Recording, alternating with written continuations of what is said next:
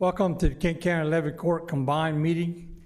This evening, we're meeting at Tuesday, June 27th, 2023 at Levy Court Chambers Room 203. Before we actually open the committee meetings, I'll turn the meeting over to the county administrator to explain how those that wish to join us by telephone and or WebEx can do so. Thank you, Mr. President. This meeting is being held in person at 555 Bay Road, Dover, Delaware, in room 203. We also are making it available via the internet through WebEx. Participants can join us by computer or by phone during the meeting. There will be opportunities for public comment from those attending in person or online. When the President opens a public comment period, those attending the meeting in person may step forward to one of the two podiums and be recognized. If you're joining us online and wish to comment, please press *3, which will raise your electronic hand. Our operator will identify you and bring you into the meeting. Pressing *6 will mute and unmute your line. If you're participating online, you will see a hand and microphone icon at the bottom of your screen. We ask that you use those at the appropriate times. We ask our guests to begin public comments by stating your name and address for the record. The county attorney will administer an oath or affirmation to anyone giving testimony during a public hearing. We ask that public comments relate to the subject announced by the President. There's a period for general public comment near the end of the meeting. This meeting is being recorded and will follow all the rules of procedure adopted by the Levy Court, as well as the Mason's Rules of Order. Back to you, Mr. President. Thank you. We're starting off with committee meetings this evening. And we do have all 7 commissioners present, the county administrator and the county attorney. So at this time, we'll call the meeting to order. And I'll turn the first item over to the Finance Committee Chair, who is Commissioner Hall. Turn over to you, sir. You have, I believe, 3 items on there. Thank you, Mr. President. The first item up tonight is a Policy 30 request from the City of Dover on behalf of the Dover Fire Department. Is there someone here to represent that? We have Chief David Carey. Come on down, David. And good evening. I apologize for City Manager Hug couldn't make it tonight. He was planning on being here at 7, and due to the time change, he wasn't able to be here at 6. So I'm speaking on behalf of him and also the fire department as well. So I'm gonna give you a little bit of history. Back in the late 1990s, 1996, the state of Delaware came out and said, look, we need to purchase a 800 megahertz radio system to distribute to all the emergency responders throughout the state of Delaware. And the intent of this was to give interoperability to multiple agencies so we could all communicate when there was that emergency scene where the police, the fire department, DENREC, and EMS was working together. Since then, we've progressed through technology. We've installed CAD systems into the county dispatch centers and into the local dispatch centers throughout the state. We've installed MDTs, which are mobile data terminals. They're computers that are in front of ambulances and fire trucks and police cars to share information back and forth. 14 months ago, there was a fire in Little Creek where we had 3 subjects trapped in a house. And this is what really brought this to light. We've always had the inability to share information amongst agencies between Kent County 911 and the City of Dover due to our differences in computer systems. But like I said, the fire in Little Creek really made a difference for us. So on that day, we were dispatched to assist Little Creek on a working house fire. There's 3 subjects trapped in the house. The house was across the street from the firehouse. We were dispatched at the same time Little Creek was, along with several other county fire departments. While en route, we didn't hear anything. There was no communication on the radio at all because of the proximity of the fire across the street from the fire station. So we're going to this fire that we can see going out North Little Creek Road in the blind, not knowing that there's people trapped. All we know is we're going to a working house fire. So I pull up first from Dover, not knowing anyone's there yet, and all I can see is the silhouette of a fire truck down the street, and there's nobody around it. It's a scary feeling. So I run up the street, and I get met by a fireman coming down the ladder with an 8-year-old little girl that's passed. He hands her to me, and I run down the street with it to the ambulance that's closest by from Lipstick to hand her off to be transported to the hospital. So this comes near and dear to my heart, because if you've ever carried an 8-year-old little girl that's passed in your arms, hoping to bring her back to life, is really touching. So needless to say, she didn't make it. However, I'm here today on behalf of the city and the fire department to ask for funding to put the New World Telecommunications CAD system into the 911 system in the city of Dover for the fire department. This was just one incident that I can give you to share where if we'd have had this information on our way out to the call, we'd have been better prepared for the incident because we could have seen it on the computer screen as we were going, because Kent County 911 took the call. They knew that there was 3 subjects trapped. However, with the lack of communication with the interoperability of computer technology, we didn't have that information, so we were going blind. Another example was today, we went to Persimmon Lane for a 4-year-old and 8-year-old male missing for 2 hours. There was multiple agencies involved in it throughout the county, Lipstick, Camden, Little Creek, all assisted, Delaware State Police, Dover Police, the Delaware State Fire School, and Kent County Emergency Management as well, responded with drones, gators, smaller vehicles that we could search areas off the road for these 2 individuals. Luckily, the 2 individuals were located with a family member. However, all these agencies were working together, and with the ability to have the New World system and our dispatch center gives us the ability to share information at a touch of a button between Kent Center, Dover Police, Delaware State Police, and ourselves. And as well as the fire school if they are on board. I don't know if they have the CAD system or not. So there are 2 examples where it's a life safety concern for us. It's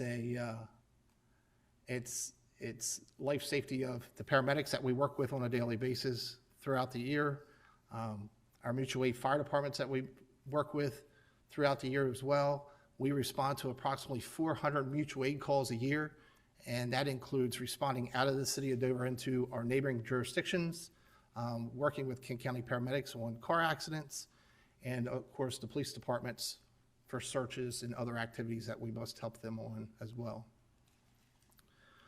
So it's imperative that we have this interoperability. Like I said, we got the radio communications situated in 1996. We're now in 2023, and we're still lagging behind in computer technology with that.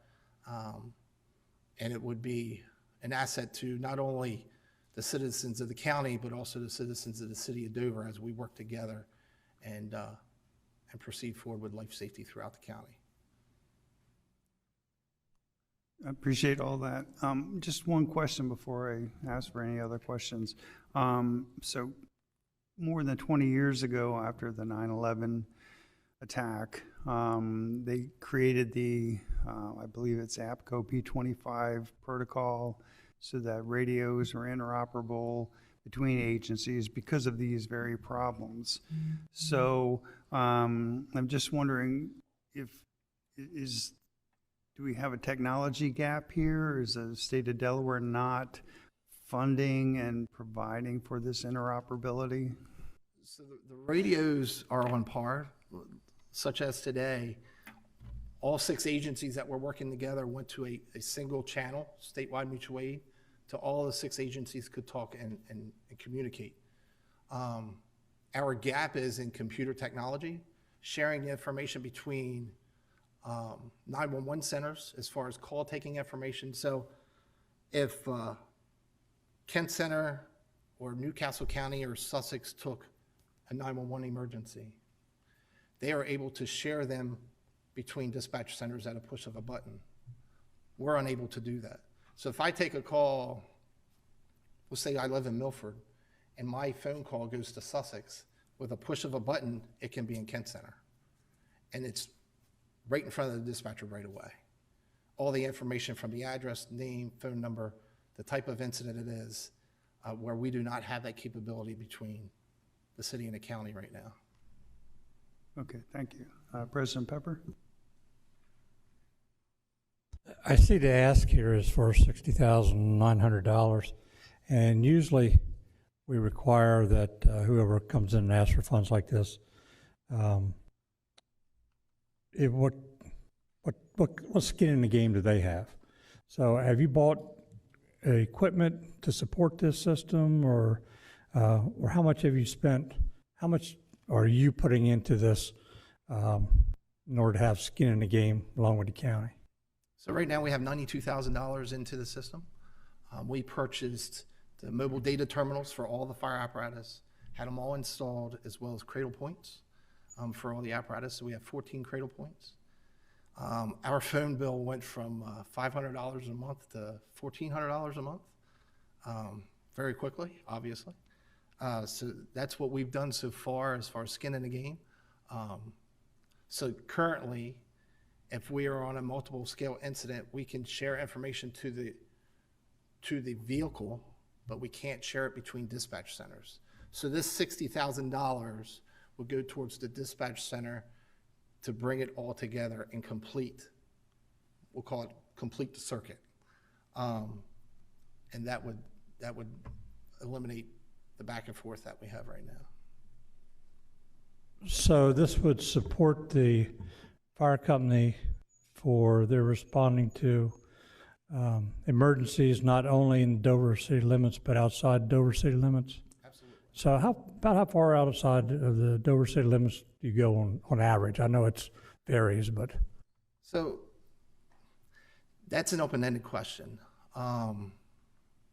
As volunteerism is declining throughout the county, throughout the state of Delaware and the nation, we're responding more and more to our neighboring fire districts all the time. So last year we ran approximately 147 calls, mutual aid calls to other fire departments outside the city of Dover. This year we're probably on target to do between 150 and 200 again. And that doesn't include the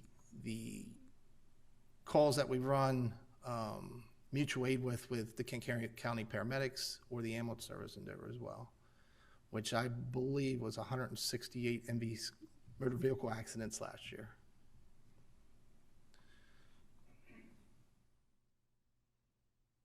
So let me get the picture straight. You need this equipment in order to be able to respond, talk back and forth between trucks, your trucks, Little Creek, Lipstick, Chesawood, whoever. So you are responding not just on the radio, but on computer, responding to events. Is that how I understand it? Yeah, so this gives the ability for the dispatch centers to communicate with the apparatus. So it gives them live information from the call taker. So if you were to call 911 and said, hey, I have a CPR in progress in my house. My father's on the ground. We need to start CPR. He's pulseless. That information is coming through the computer live to the paramedic, to the ambulance service, to the fire department that if they make that response. And it's the same way if you were to have a fire emergency or a car accident. That information is getting passed on live through the computer system because as the dispatcher is typing it in, you're seeing it live on the computer screen in your unit. So there's no delay in communication. It's in front of your face at the instant they take the information down. And I would imagine that reduces the chatter on the radio. It does. Okay. I don't have any questions right now, but. Commissioner Sweeney? Thanks, Commissioner Hall. David, thanks for coming. Between the 92,000 that you've already done, how many vehicles did that take care of? Everything, all 14. 14. Yes. So the 92,000 plus the 60,000 tonight would be 152,000 to do everything. Be completely done. So, are those mobile terminals being used now for anything, or are they just sitting dead in the trucks? Oh, no, they're being used now. So they right were now- all upgrades from what you had before. Oh, it's definitely an upgrade from what we had before. Right. So you could communicate between trucks, but not necessarily with Kent Center. So previously, we couldn't communicate between trucks either. We could only map the call and see a fire hydrant on the map. Now we have the ability to see the actual call taker's information from Kent Center, as well as the units arriving on scene and any other pertinent information that could be important to the call, which we couldn't see any of that before. Right. It was just a mapping program, basically. Mr. Sipple, can I ask you a question? Kevin?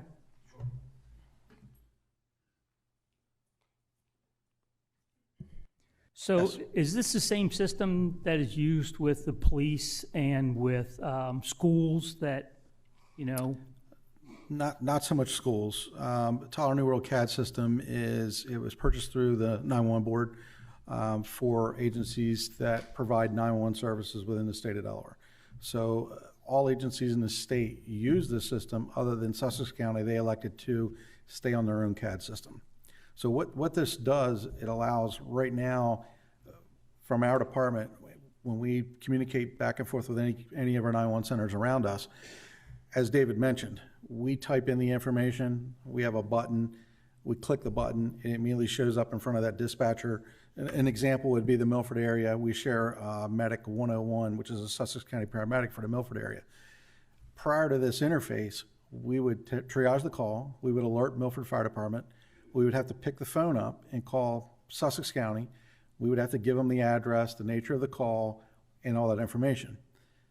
We now have an interface back and forth with them that we push the button, the information's in front of them. So when they alert the medic unit, it shows right up on our call. The narrative is shared back and forth. So this is the same issue that he's explaining here with Dover. Every time that Dover occasionally takes calls for outside of the city of Dover, automatic fire alarms. They take the information, they have to call over, we have to manually put the information in. This fixes that interoperability between agencies. Just prior to coming in, Camden had a traffic accident, unconscious subject.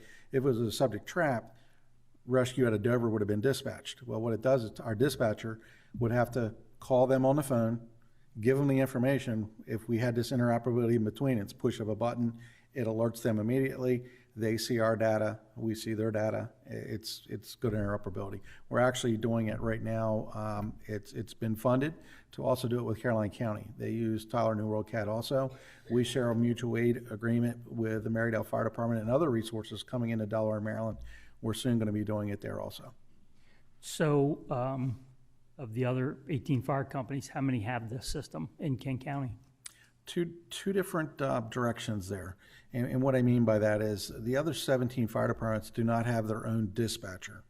Dover Fire is the only one that has their own dispatcher.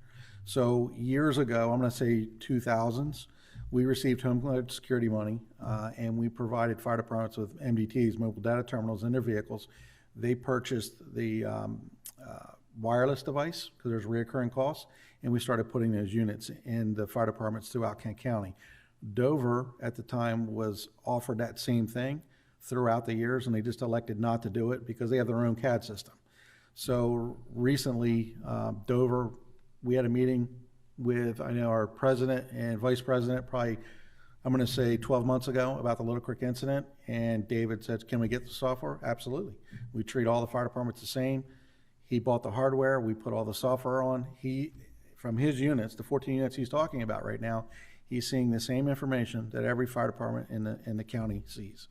So right now, even if David, I know he's a career firefighter up in Newcastle County, if Dover went to Newcastle County, we could CAD to CAD that, and we'd share all that information on the screens. Okay, thanks.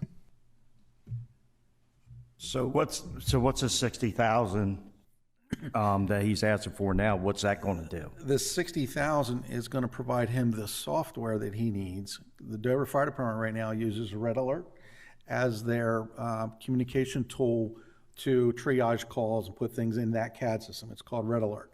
What he wants to do with the 60,000 is the state is allowing them to come aboard a state core, and for the price of 60,000, the software will be licensed for Dover Fire Department to use that software. It's the same software that DelDOT uses, State Police, Milford Police, Smyrna Police, all the agencies in Delaware. So it will bring them up to give us not just interoperability with us, but also interoperability with other police agencies and DelDOT. So again, they're different than the other 17 fire departments because they have a dispatcher there that picks up the phone, takes their own calls for them. Everyone else in the county uses us as a communication center. Would a more feasible and simpler fix be that we take over the 911 for Dover Fire Company and then one unit is taking care of all the calls instead of this one fire company being out by itself? Well, City of Dover has their own 911, which is housed at Dover Police Department. So if you're within the City of Dover now, if you call from a landline or you're in a close proximity to a cell tower within the City of Dover, that call goes to Dover PD. And they have dispatchers capable of taking those calls. If it's a fire within the City of Dover, they transfer it over to their dispatcher. Okay, so you're saying it makes sense for them to have their own 911 operators? They do not have 911 operators. They don't accept, well, I shouldn't say they don't accept the 911 calls. Dover PD accepts the 911 call. If it's a fire, they one button transfer it over to them. And that's the way they've done it since 1972, I believe. Are you asking me interoperability-wise? Do I think that as we see across the nation, consolidation and things like that? Yes. If you're asking me, yes. I think that would provide a lot better service, but that's also with the City of Dover Police also. When they were in our building when they were doing construction, there was a benefit of them being in the building and all of us collaborating together. So, yeah. Yeah, I guess I'm saying it wrong, but yes, wouldn't it be simpler to consolidate them with the rest of them? Yes, but that is, again, City of Dover's preference to do what they've been doing since 1972. Okay. Commissioner Scott? So, Chief Zippel, basically right now Dover is going to see the same thing in their CAD systems. You have mobile CADs in your trucks, correct, David? So you're going to see the same thing that any other department in Kent County runs, which is everything that Kent Center puts into that CAD. So the biggest problem here is going to be getting it from Kent Center 911 to your dispatchers, not so much your trucks, correct? Because you can see everything on the CAD system as I can see it in the truck as well. Yeah, I want to clarify that, okay? Through the Deputy AG, through the State 911 Board, the only agencies that can be on the cores, there's a central core, there's 5 different cores throughout the state of Delaware. You have to be acknowledged as a 911 center to be on those cores. What the 911 Board did was create a state core, okay? And that is for agencies that do not receive 911 calls. That's what Dover would be going on. So Dover, anytime that Dover Fire Department has mutual aid with Kent County Resources, we would send that call to them and then they would see the calls. So any calls that they would respond to within the county, yes, they would get that information. Yes. Correct. That's what I was trying to say, is basically what he's trying to do is get it from Kent Center to his dispatchers versus like the rest of us do by seeing it on our own CADs. Correct. And what we've done since the Little Creek incident, we have given them access to our web CAD, which is a web portal, and they are able to see our data, but they can only see it. They cannot, they can't put narrative in there. They can't type in it. It's just view only. So we have given them that.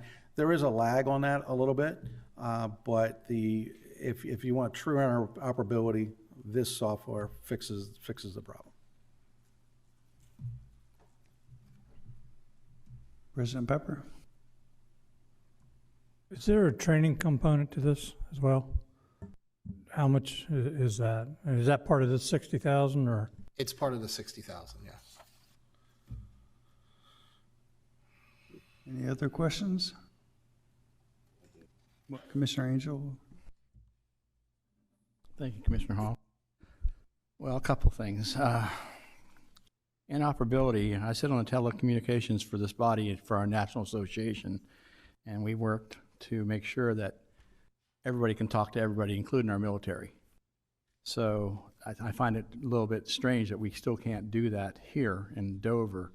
And with all the grants and funds that come out of the federal government, why we couldn't get some more or have somebody look at that. My question is, and it comes down to dollars and cents. As you know, we just went through a budget process. We were in the hole. We had to raise taxes. So you have funding for next year. Well, having said that, we also gave you money this year through ARPA and our regular allotment that we always give all the fire companies because we know how important that is to you all. Why couldn't some of that money been spent on this? We're only talking, what, $61,000 out of almost $1.5 million we've given you?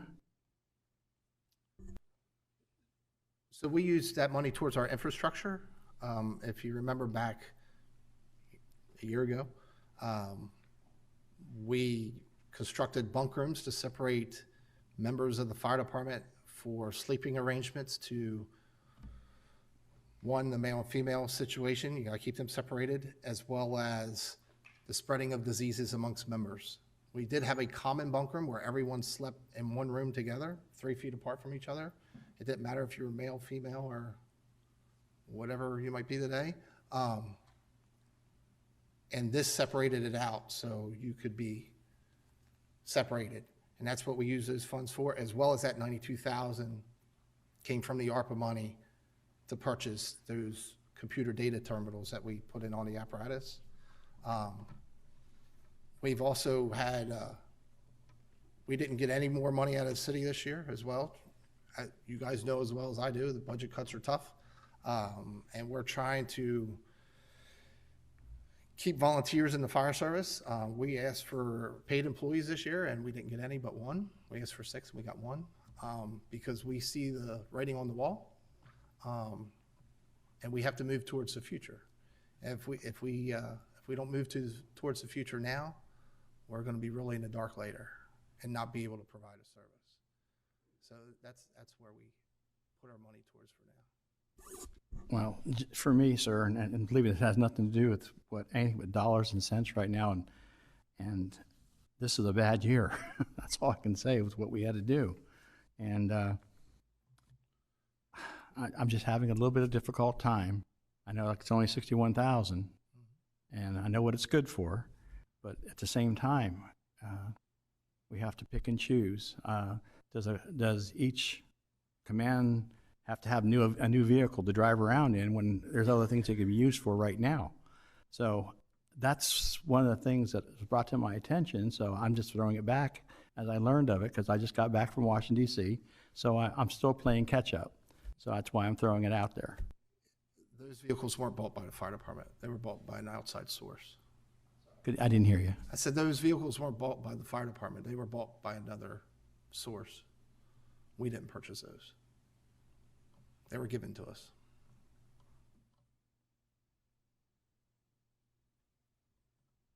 Commissioner Hertz?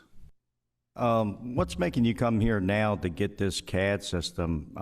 Apparently Kent County's had it for a long time. Why now all of a sudden, why haven't you done it before? And like Commissioner Angel said, you got all that money and you chose bunks over this system. Were the bunks more important than this system?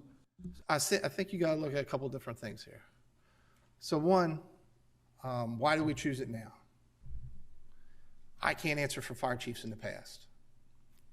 I'm not even going to go there because I can't tell you what was in their minds when they made the decision not to do this back then. Only thing I can tell you is I know what's best for the community now and the life safety of the county and the city of Dover and the citizens in which live here.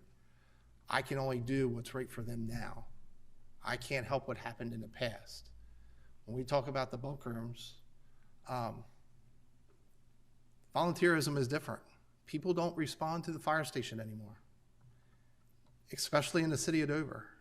If you try to go down Governor's Avenue at 4 o'clock in the afternoon, you're not getting to the fire station. What's best is putting firefighters in the fire station, have them man your fire station to get on the street faster, to reduce the loss of property within the citizens of the county and the city of Dover. And that's what we did it for.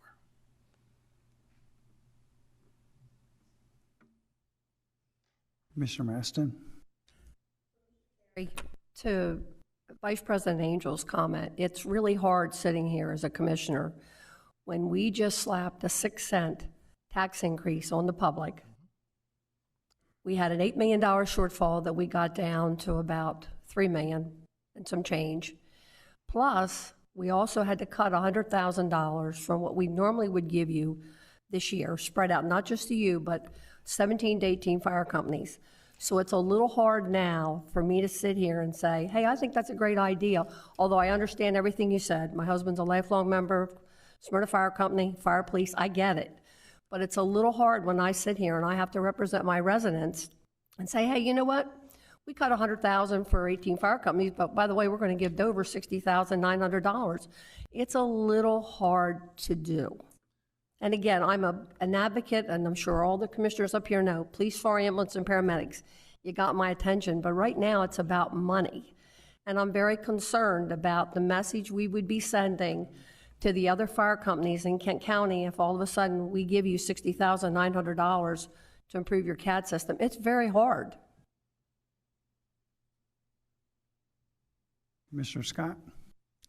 David, we talked, you and I talked. I think the integration of the system is a great move for Dover to do. I don't think it's a great move for Levy Court to fork the bill for it. That's just my personal opinion. It's not like we are necessarily hindering your services en route to the scene. You still have the same CAD system. Yeah, it might not get to your dispatchers as fast, but you have the same CAD system the rest of us have.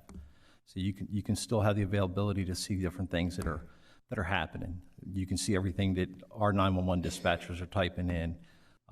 And I'm not going to sit and debate whether it's good, bad, or indifferent. I think the integration overall will be a good thing. I just, unfortunately, for me, I don't see where Levy Court has the ability to pay for it right now. So just to speak on that real quickly, I understand your point. If we can see the information if Kent Center takes the call. If the city of Dover takes the call through the police department, we can't see anything. If we have county units responding in,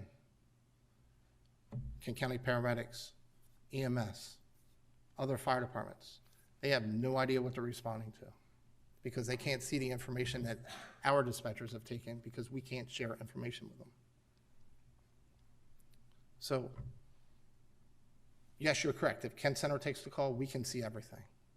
But the majority of the calls do not come through Kent Center.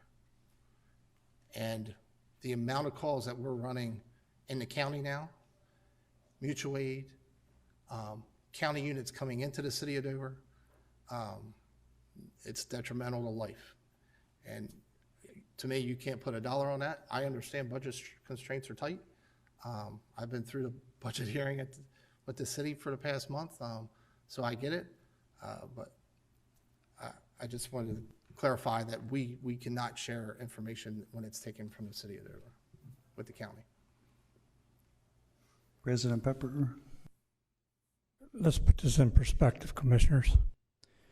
This policy 30 money, we bought dog parks with, town clocks with, parks, seniors, did things for senior centers for folks all over the county. As good as those items were, I don't think any of those items are going to save anybody's lives like this potentially can. So keep that in mind, keep it in perspective. This is policy 30, the money's there. This is potentially going to save people's lives, and I feel that we should support it. Commissioner Sweeney? Thanks, sir. Chief, what's, if you know, what was the increase in taxes in Dover this year? We did not have an increase in taxes this year. Did not increase taxes. Did not. Did you make the request to the Dover City Council for this to cover, for them to cover it perhaps with a tax increase? I made it through Mr. Hugg, which is through this letter here to you. He's not here. I know it's not. You slap him for me when you see him. I will. Thanks. Ms. Durham, sorry, I know you don't like being called on the spot like this.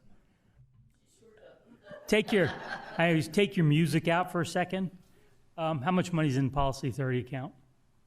You know, off the top of your head? Thank you.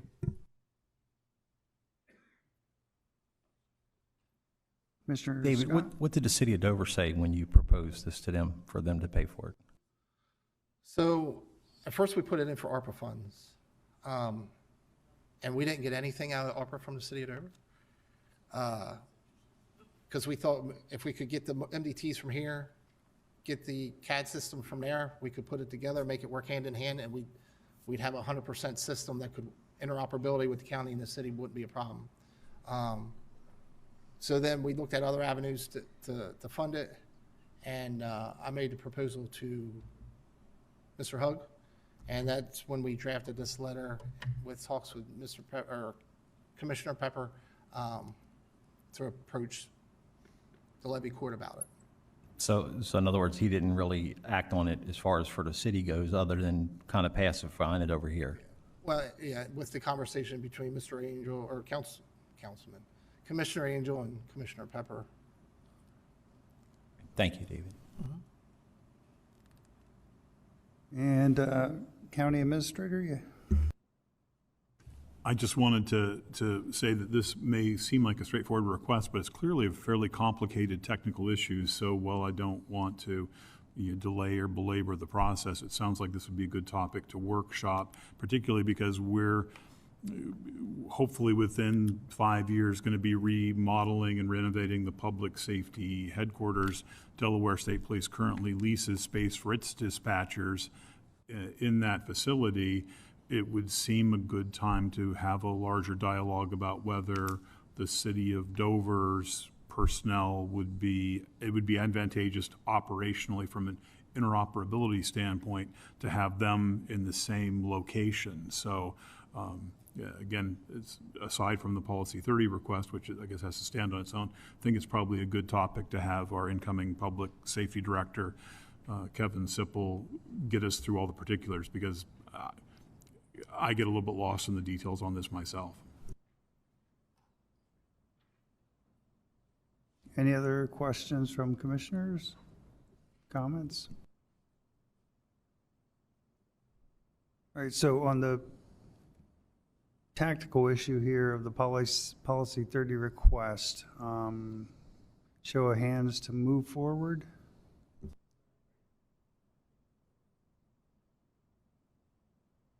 Okay, 2 in favor, 5 opposed. All right. Next. Kent County Tourism, is there someone here to represent that issue tonight?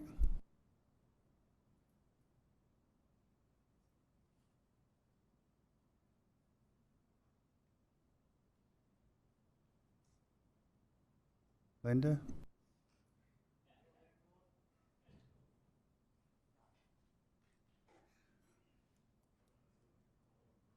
Do I need to swear in?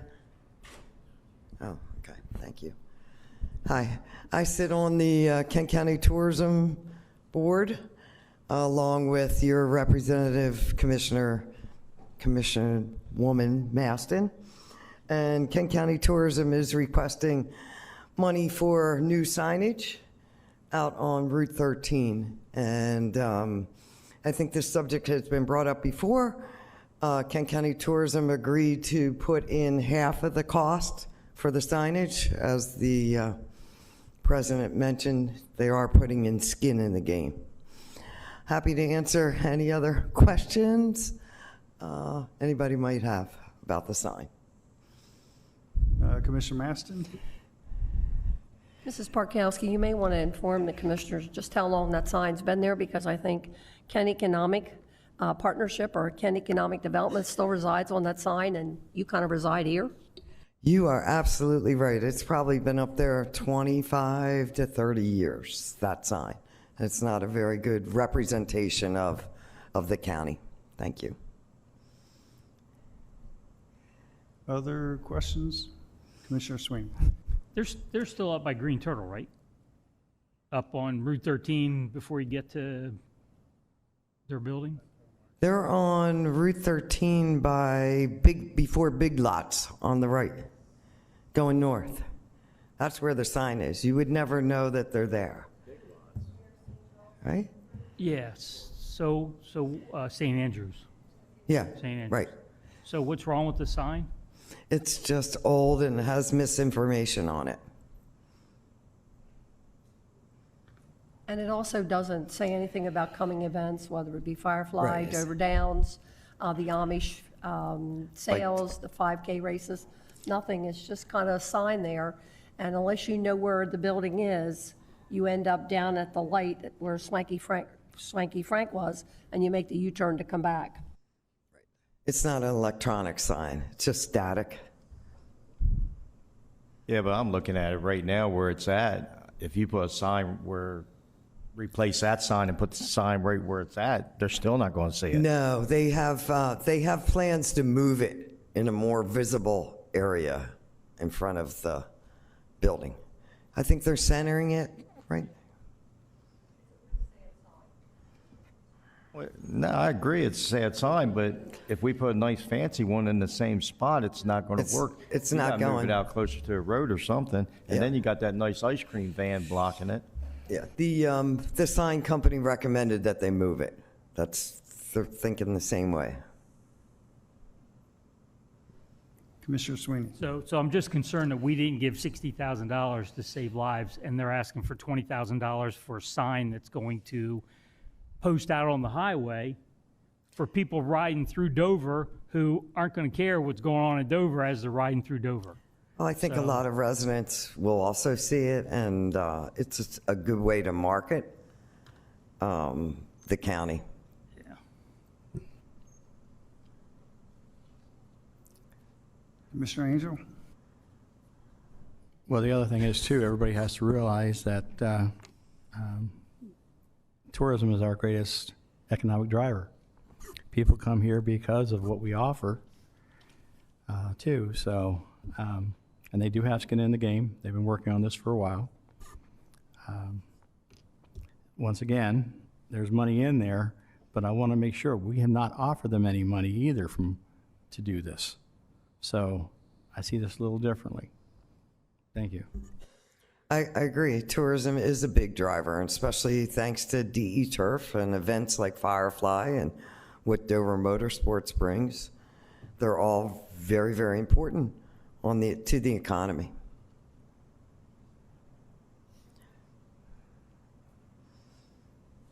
Any other commissioner questions? All right. Appreciate you speaking for it, Linda. No problem. Thank you. So move forward to the business meeting. All in favor? 2, 3, 4, 5. All right, so it's 6 in favor, 1 opposed. Move that forward. And then Town of Felton end of summer bash. Good evening. My name is Tracy Thompson. I'm the town clerk of the town of Felton, and I applied for your community event promotional grant. I'm requesting the full amount, the $750, for promotional items for us and our Felton Police Department. Along with me today is Amy Thomas, our town manager, and our chief guide. Oops, sorry. I'm asking for 2 banners. Ones that we will be able to use for the next 5 years for our end of summer bash, which is our police night out. We come together as a town and our police department to do this event for our residents in town. We get about 400 attendance of citizens that come out. We provide food, refreshments, activities, games for the children, a canine demonstration. We try to change it up every year. Last year we had the 501, which was the Star Wars. People came out and donated their time. This year, we're thinking about doing more games and possibly a sumo wrestling kit for the kids to play with. So we just want to add on to it every year, add something fun. It's free for all of our residents. We do it at the end of the summer, you know, a little celebration before school starts. Any questions? All right, traditionally, we've moved these forward. Quick show of hands. 7 up. All right, thanks so much. Thank for you so coming out. much. Any public comments about any of the 3 issues we discussed so far? Anyone online? We have no members of the general public online at this time, Mr. Chair. Thank you. Back to you, Mr. President. Thank you. Public Safety Committee, Commissioner Scott is chairman. You have 2 items. Thank you, Mr. President. This time, if I could ask Chief Sipple to come up in reference to the paramedic station in Harrington. Well, first of all, I'd like to thank Chief Faulkner for providing the memo on this, because he's kind of been the lead up to this point on this topic. So in front of you, in your packet, you should have a document for the lease build project. The Harrington Fire Company is set to begin construction of a freestanding paramedic station on the campus of Harrington Fire Department property. Commissioners have previously approved this project during their annual retreat. Following our retreat, affirmation of Levy Court's commitment was forwarded from President Pepper by correspondence to Derek Bro, the president of Harrington Fire Company. At this time, the Harrington Fire Department has requested approval of a new lease reflecting enhancements which were agreed upon by both Levy Court and the Harrington Fire Company. It has a list of the enhancements. Substation will be approximately 1,400 square feet with an attached 2-car garage. Rent will be approximately $1,800 a month with a 3-year increase tied to a CPI. A long-term lease of 15 years is anticipated. Lease will be a triple net lease. Kent County Levy Court will have the first right of refusal. Kent County Levy Court will provide appropriate signage on the facility indicating the building's purpose in enabling government. The attached lease has been reviewed by the county attorney and our county administrator. And attached to your memo, you have 3 correspondents, the correspondent from our President Pepper, the current lease, and the proposed lease. And there's a proposed motion there to accept this. Chief Sipple, I do understand that this is for the lease itself, correct? This is for the lease itself. That's correct.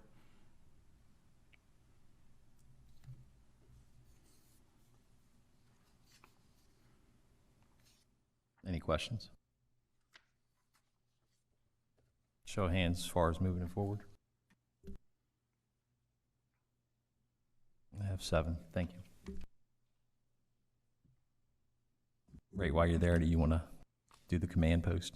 Sure. Command post. As many of you are aware, we had the opportunity to bring our command vehicle to the Levy Court meeting a few months ago. Levy Court has agreed to use ARPA funds to replace our aging communications vehicle.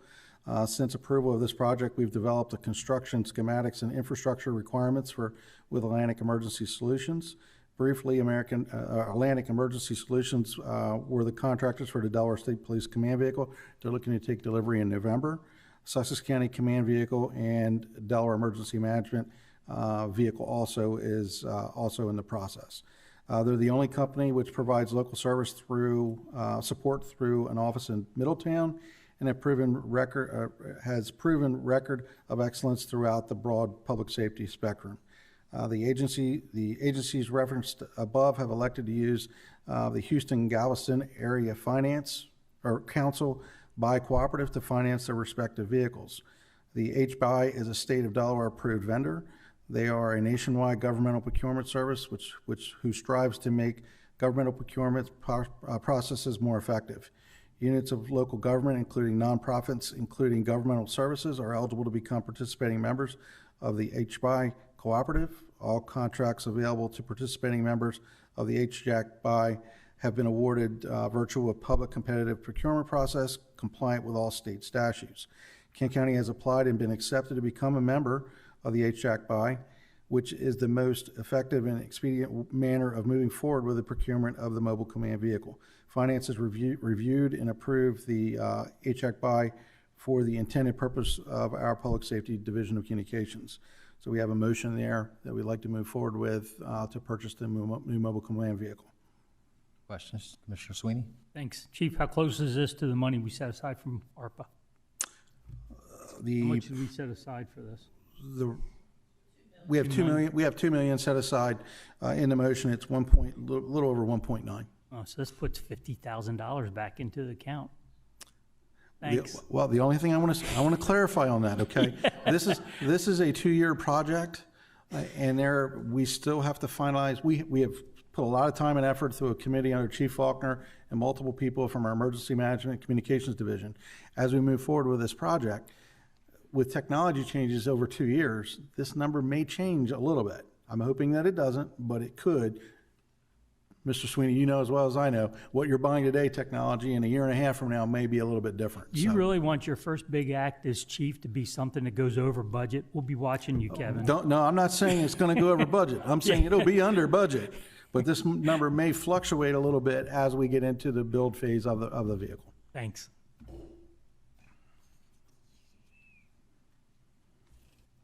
Mr. Sipple, how long after everything is completed, financing is taken care of, how long before we see it? 2 years.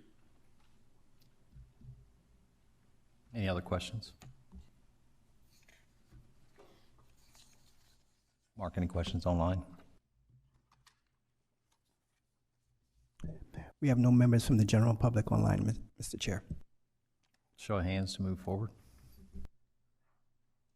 Show 7. Back to you, Mr. President. Thank you. Thank you. Next item on the agenda, committee meeting agenda, is Administration Committee. Commissioner Angel's chair. You have one item. Thank you, Mr. President. Mr. Decker.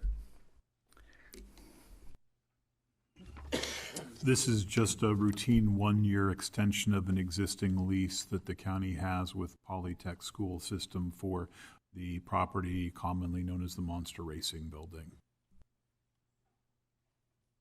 Any questions? Seeing none, move it forward to business meeting. 7 up. Thank you. Any public comments on this one item? Any public comments? Anybody online, Mark? Still no members from the general public online, Mr. Chair. Thank you. Back to you, Mr. President. Thank you. Next item on the agenda, Public Works Committee. Commissioner Hertz is the chairman. One item on there. Yeah, it's about the air blower system project for Johnson Construction change order, and turn it over to Andy. Good evening, Commissioners. Here to present to you the change order number 5 for Johnson Construction. This is for the air system blower optimization plant-wide generator project. It's substantially complete and operating. During construction, we've received some credits and we found some issues that needed to be addressed when we did the startup of the equipment. So we have a change order here for some credits for cable sizing and allowances. Also, they did a HVAC control system upgrade and found out that the dampers don't work. So now we're doing a change order to replace the dampers and a solar power standby generator interlock to protect the generator. Adding additional 90 days to the contract, and recommend approval of change order number 5 in the amount of $73,187.86, increasing the total contract price to $4,423,891.18. Any commissioner questions? Show of hands, move it to the agenda. Thank you. Thank you, Commissioners.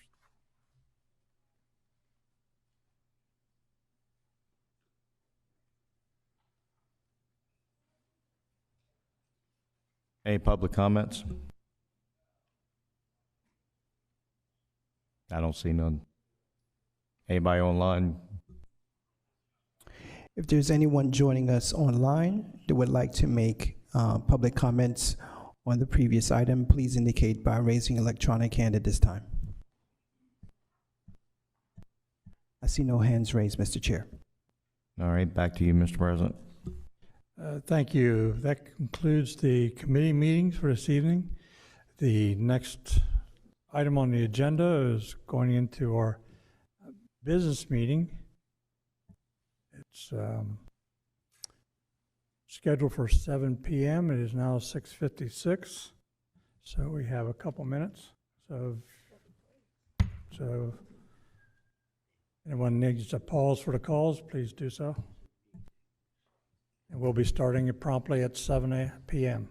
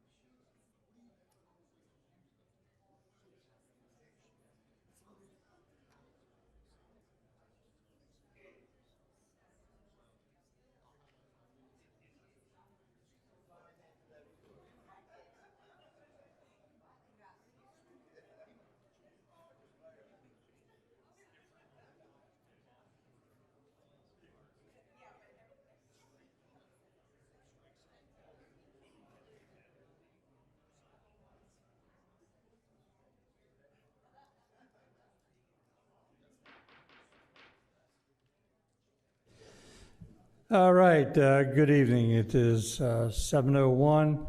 We'll continue with our business meeting. Call to order.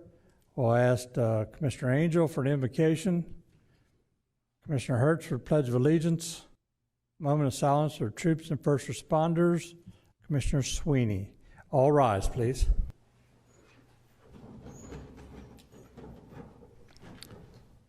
Heavenly Father, please guide us on tonight's agenda with wisdom and keep us in mind that we work for the people. In your name we pray. Amen.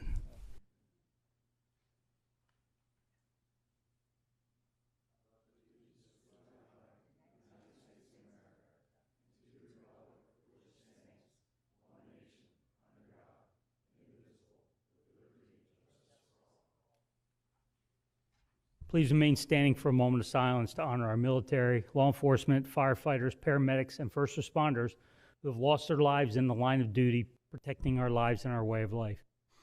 Please remember these individuals who died in the line of duty these last couple weeks, as well as keeping their families in your thoughts and prayers as they deal with the loss of their loved ones. Chief of Police Anthony Rickerson from the Jasper Police Department in Florida, Police Officer Mark Wagner from the Wintergreen Police Department in Virginia, Trooper Jacques Rougeau from the Pennsylvania State Police, K-9 Harry from the Shreveport Police Department in Louisiana who died of heat stroke, firefighter Stuart Hunt from the Ancrum Volunteer Fire Company in Ancrum, New York, firefighter Bobby Smith from the Ware County Fire Rescue in Ware County, Georgia, firefighter Brian LaTrent from the Bayville Volunteer Fire Company in New Jersey, and firefighter medical first responder William McHale from the Vermilion Township Fire and Rescue Department in Ohio.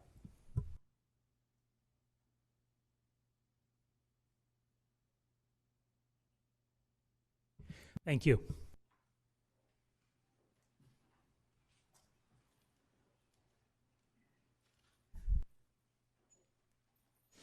Mr. Naka, we have roll call, please. Mr. Angel? Present. Mr. Hall? Present. Mr. Hertz? Here. Mrs. Maston? Here. Mr. Scott? Absent. Mr. Sweeney? Yes, here. Mr. Pepper? Here. Mr. President, roll call reveals 6 present, 1 absent. Thank you. We do have a quorum. Need a motion for the adoption of this evening's agenda? Move to approve the agenda, Mr. President. Second. Thank you. Motion by Commissioner Sweeney, second by Commissioner Maston. Do any of the commissioners have any questions on the motion? If not, can we have a roll call, please? Mr. Angel? Yes. Mr. Hall? Yes. Mr. Hertz? Yes. Mrs. Maston? Yes. Mr. Scott? Absent. Mr. Sweeney? Yes. Mr. Pepper? Yes. Mr. President, roll call reveals 6 yeas, 1 absent. Thank you. Roll call reveals this evening's agenda has been adopted.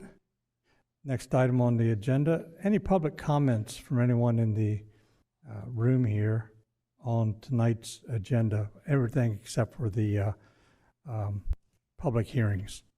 Anything on the consent agenda or any presentations or anything other than public hearings. Public hearings will have their own time for public comments.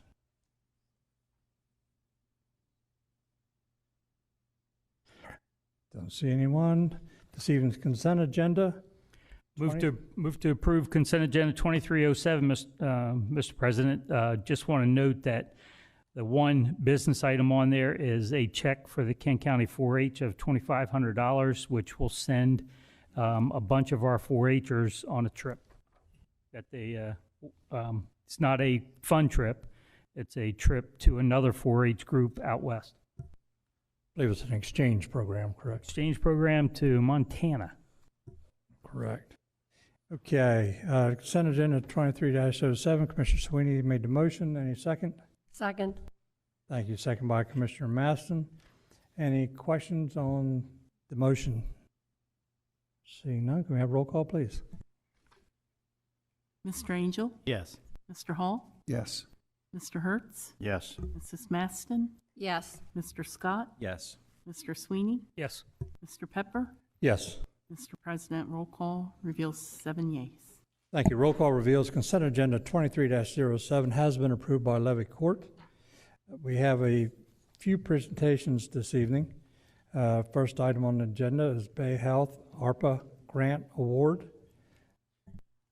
Who's going to do a little bit of background on that?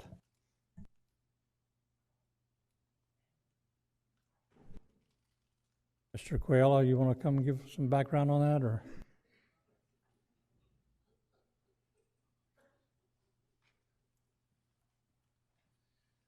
Thank you, Commissioners. You set a goal to try to get all of this $35 million the federal government gave you spent by the deadline, which is the end of 2026, and including some grants and for worthy causes that meet the requirements of the ARPA. And that includes medical type agencies. And you do have a request from Bay Health to fund a program there, and they are here to accept it. Will be delivered in 2 tranches of $500,000 each. And I think we have some folks that are going to come down and give you a little bit of information. Okay, why don't we all go down front and greet our guest.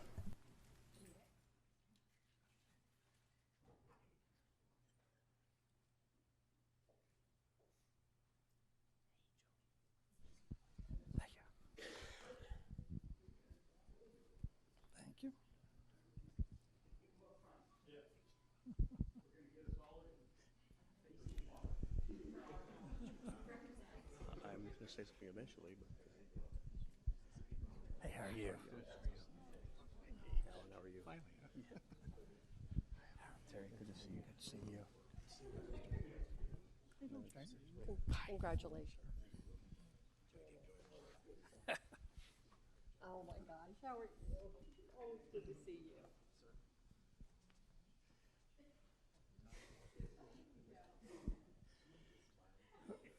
We are extremely happy to be able to present this check to Bay Health Organization tonight. You know, if you've had the opportunity to look for a specialist or just find someone for a family doctor, you found it hard to do in the past few years.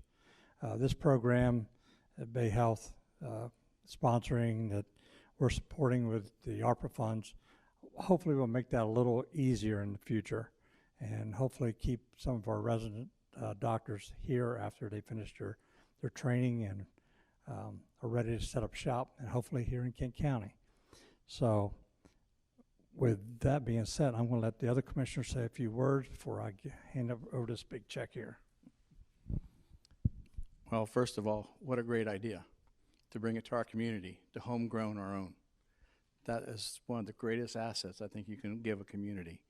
And it's more than dollars and cents. It's common sense. So with that, I'm going to pass it on and say congratulations and thank you all. Although we really struggled, if you can imagine, to give away $35 million, probably one of the best things that came out of it for me was that we're going to be able to give money to Bay Health. I know the importance of Bay Health to the community and the fact that we're so shorthanded of doctors. So we're really excited that Bay Health has initiated this program, and I hope you all stay here for a long time because there's a lot of baby boomers up here. So we're going to need a lot of medical attention, but I couldn't be happier to give somebody money than I am to Bay Health. You see it on TV all the time about the residency programs, and to see it here firsthand and actually working, I think is truly an amazing process. And I congratulate all of you and congratulate Bay Health and hope to continue that same process.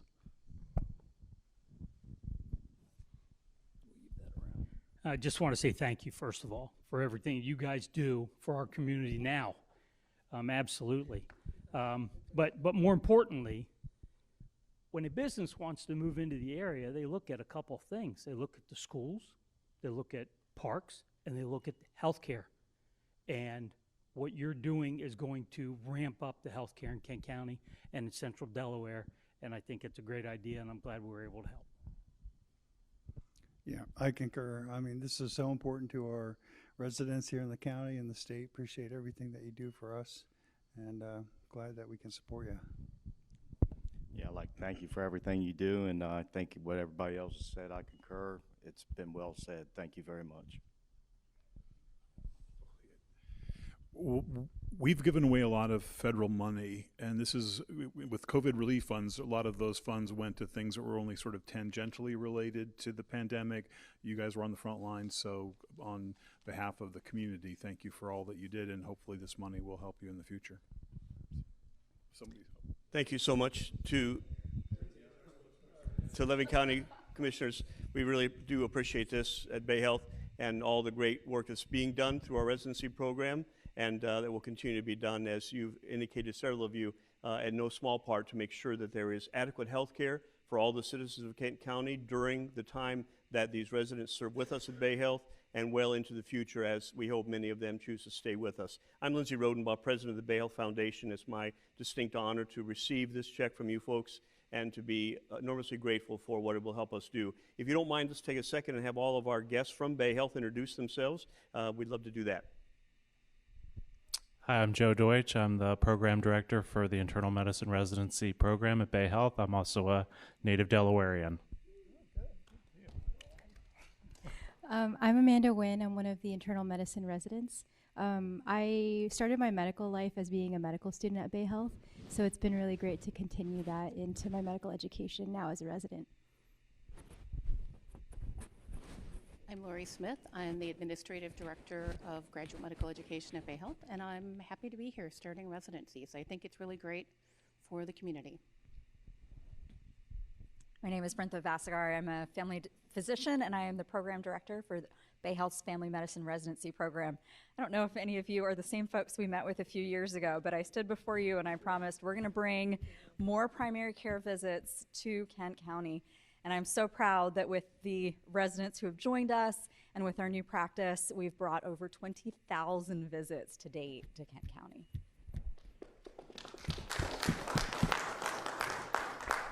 I'm Kendall Barton, one of the family medicine residents here at Bay Health, entering my third year and on the job hunt, looking in the area. So if you know anyone who's hiring, let me know. And thank you, by the way, for this. This is fantastic for all your support. And I'm Jonathan Ignacio, also a family medicine resident, and I'm happy to give back to Kent County and Delaware as a whole. Fantastic. And I hold here in front of me a great big check and a big amount of money.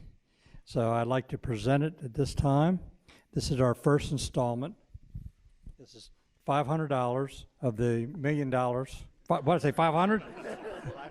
500,000 of the $1 million that we've want to contribute towards Bay Health. Yep.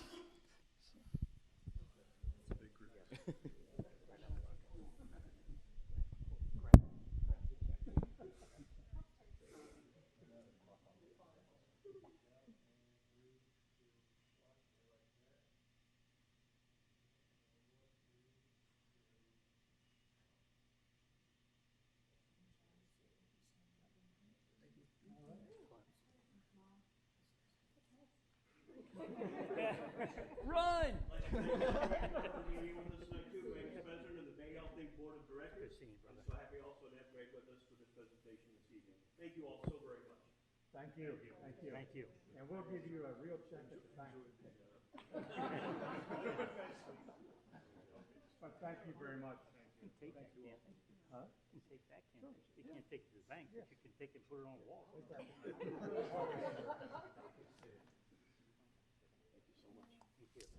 Very grateful.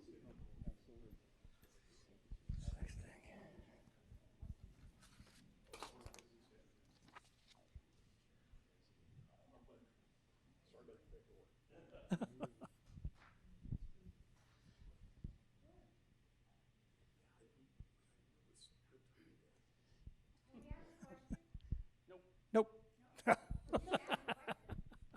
Now you can ask a question. All these people in the white coats go training, and we're going to try to keep them here instead of getting their training and then moving back to their hometown, their home state, or doctors to stay here.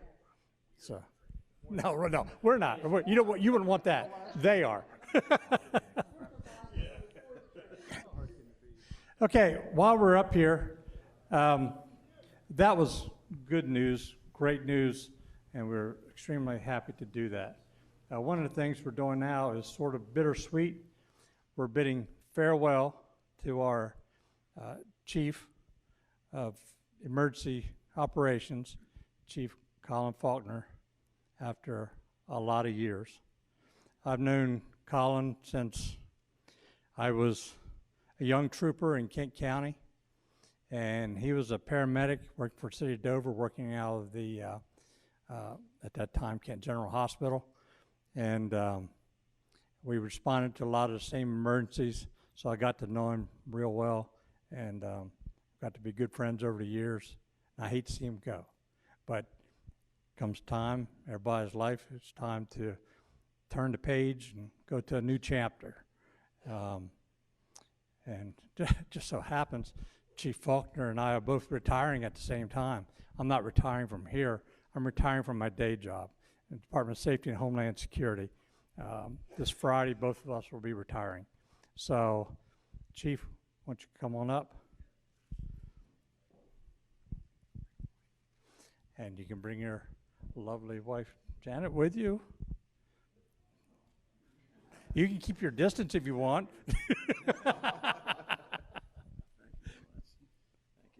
Buddy.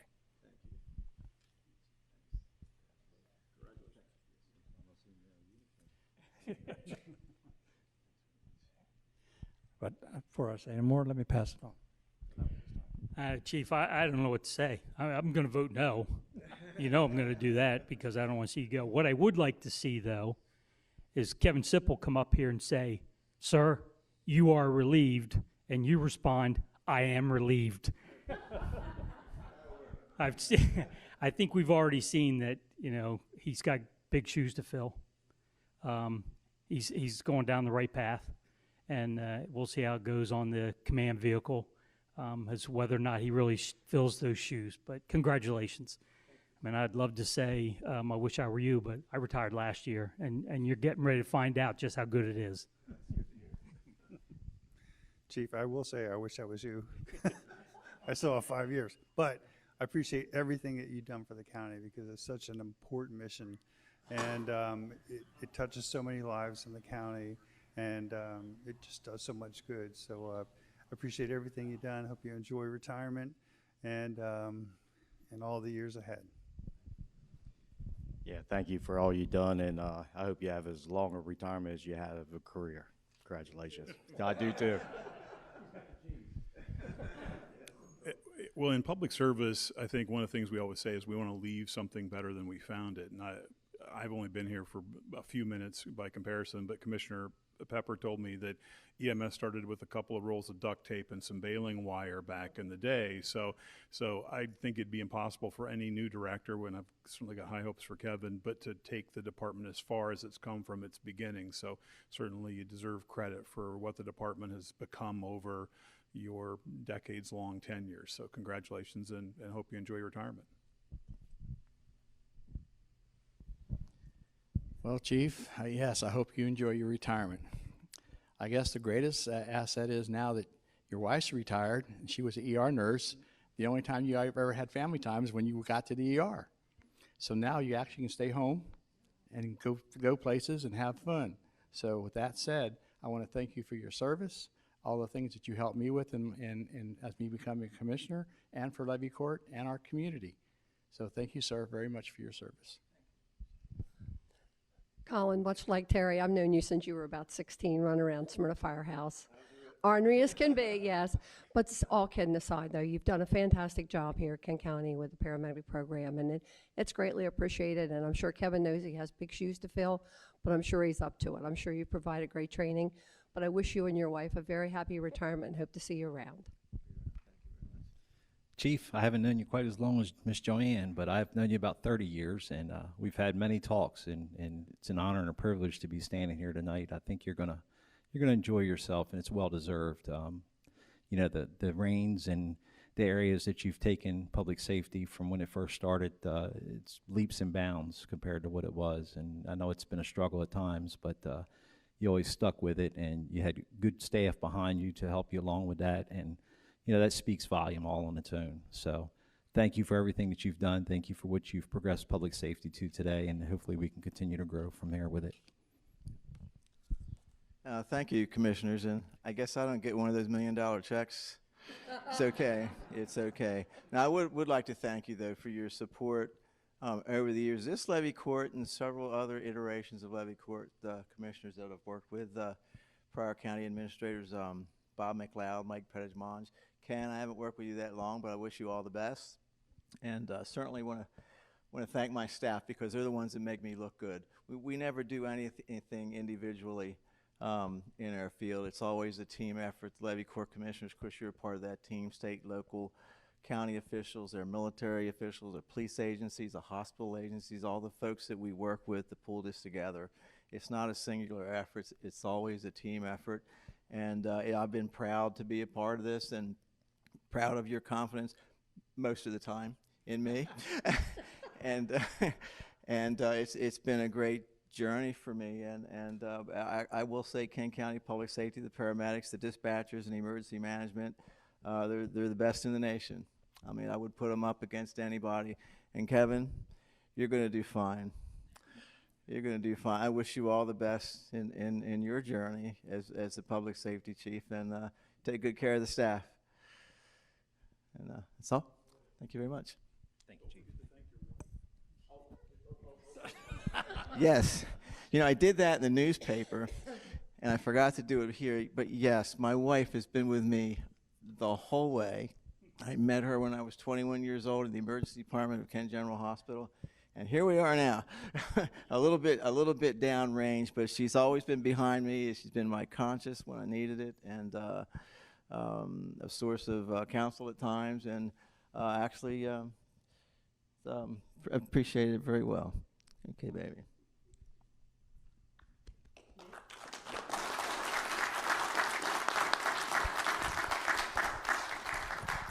You already have a list of things to do. There you go. Okay, I had the commissioners say all the good stuff first, in case they voted no. But this is a resolution number 4001. So, Ms. Tanaka, can we have you read the resolution into the record, please, and then we'll have a vote on it. Yes. Resolution 4001, retirement of Colin T. Faulkner. Whereas the retirement of Colin T. Faulkner, Public Director of Public Safety, an employee of Kent County, State of Delaware, presents a suitable opportunity for expressing the esteem in which we hold Colin T. Faulkner as a good and faithful public servant.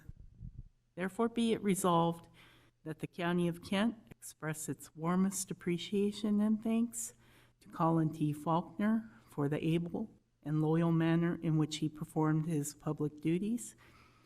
Be it further resolved that this resolution be his evidence of a right to the pension provided by the Kent County Employees Retirement Program, and that this resolution be and hereby is incorporated into the official minutes of the June 27th, 2023 meeting of the Kent County Levy Court.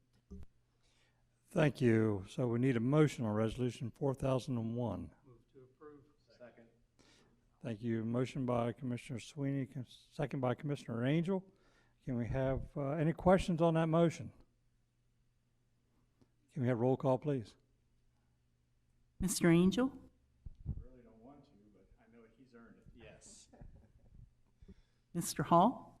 Yes. Mr. Hertz? Yes. Mrs. Maston? Yes. Mr. Scott? Yes. Mr. Sweeney? Very reluctantly, yes. Mr. Pepper? Well, we're in good hands now, so I will be forced to say yes, because I think Janet would kill me if I didn't. So, yes. Mr. President, roll call reveals 7 yeas. Thank you. Roll call reveals resolution 4001 has been approved by Kent County Levy Court, which, Colin, I guess this means you're retired, or allowed to retire. Yeah, thank you. So, let me give you that. Thank you. And we've got the parting gift here. Oh, forgot all about that. It's a gold pen. Yeah, it's a pen. I'm pretty sure it's not a car. It has pedals.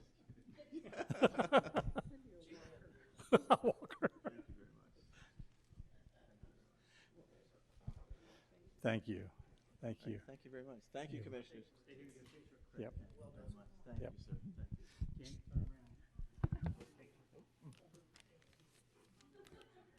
Gotta remember Photoshop. Slim and trim.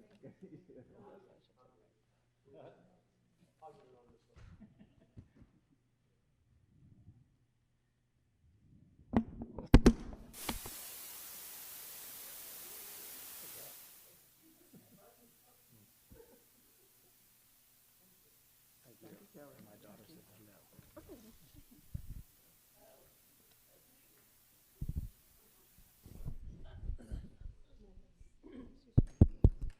Yeah.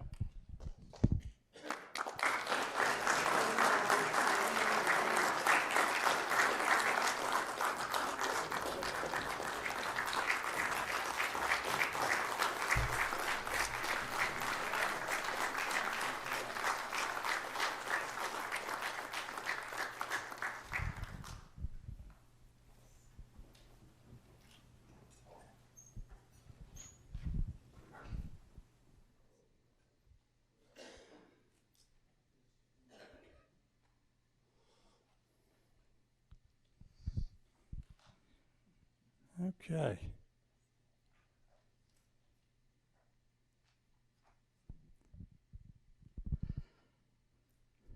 Next item on the agenda, Kent County Levy Court, July 2023 Employee of the Month. Mr. Tanaka, can we have you read that into the official record of Levy Court, please?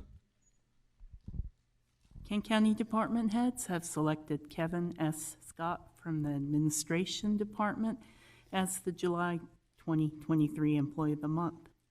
Kevin is a computer programmer too in the Information Technology Office and started with Kent County in August 2019. Kevin holds a bachelor's degree in Information Resources Management from Wilmington University and previously worked for 21 years with Playtex Energizer Holdings, later known as Edgewell Personal Care in Dover. Before that, he worked in the basement of the Robert W. O'Brien Building for 8 years as a programmer for SCT, the former data processing contractor for Kent County. His primary duties include providing high-level professional computer programming, writing and developing complex computer code, and providing support for advanced computer applications and user training. Kevin is described as detail-oriented and thorough in his work. He quickly analyzes software issues, identifies the specific problem, and implements solutions.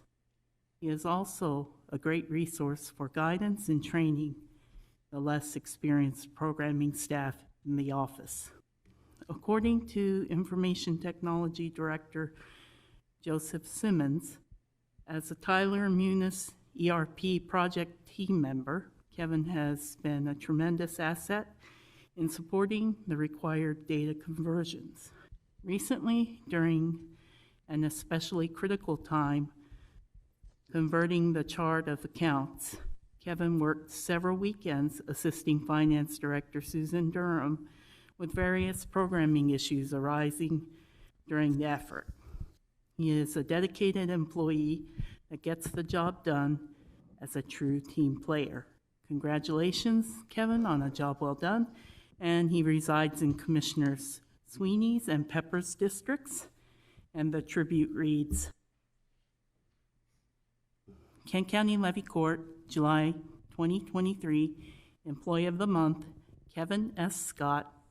On this, the 27th day of June, 2023, the Levy Court of Kent County, State of Delaware, does hereby recognize Kevin S. Scott, Computer Programmer 2, Department of Administration, Information Technology Office, for his exceptional initiative, dedication, and conscientiousness in the delivery of services to the citizenry of the county. Thank you, Lori. Kevin, come on down. And Joe. Where's Joe? Oh, there he is. He keeps moving around.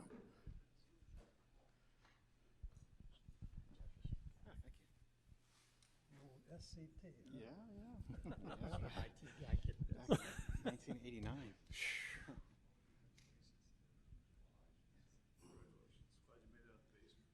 Yeah. Yeah, the basement was lacking on windows, wasn't it?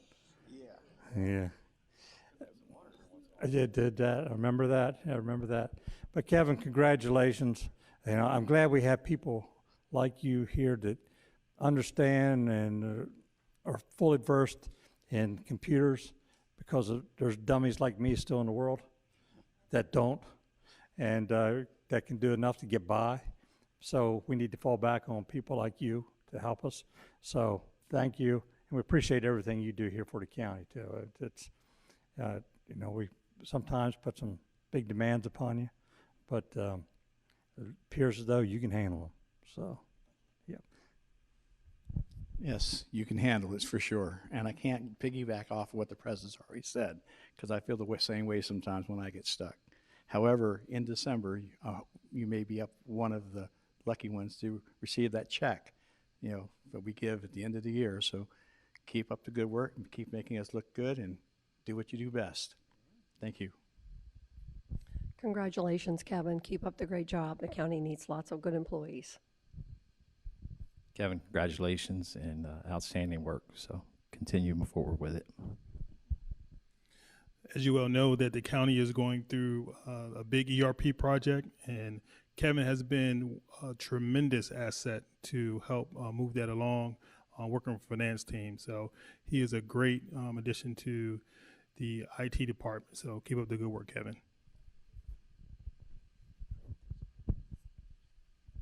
Kevin, congratulations. I'd love to see an IT guy get this award.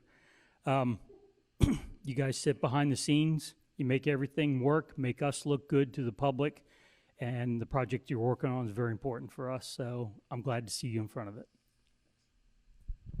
Great job. Appreciate everything you're doing for the county, and congratulations.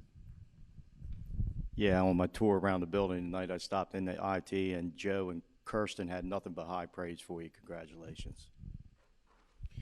Congratulations. And if I didn't hear right, it sounds like you spent the weekend with our finance director, which is a story I'd really like to hear after the meeting. You got the mic. Well, I just want to say thank you. The new system that they're talking about actually goes live next week, so you'll be running your finances off the new system next week. So you might be taking it back next week. I don't know. But thank you very much. Well, it might be short-lived, but enjoy it while you can. So, but Kevin, congratulations again. Keep up the great work. Keep making us look good. All right. I'll get a picture now.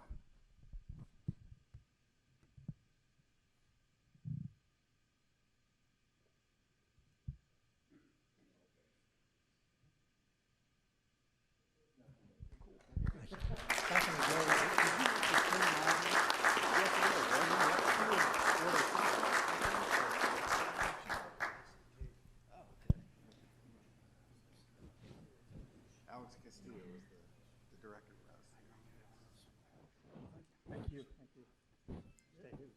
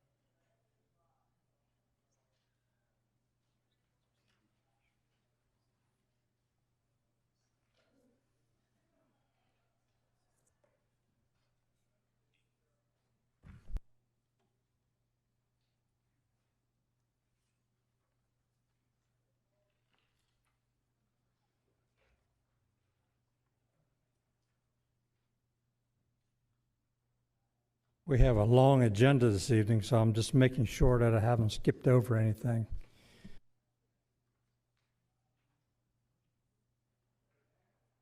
Okay, at this time, we move into public hearings. So at this time, we're opening public hearings, petition for conditional use approval. First application falls under Commissioner Scott, application C 2306. Ms. Kiefer. Thank you. Good evening, Commissioners. Before we begin, just a word about how the public hearings tonight will be conducted. This public hearing is being conducted for the purpose of giving the citizens of the county the opportunity to present testimony on the applications before the levy court. Everyone will have a chance to speak.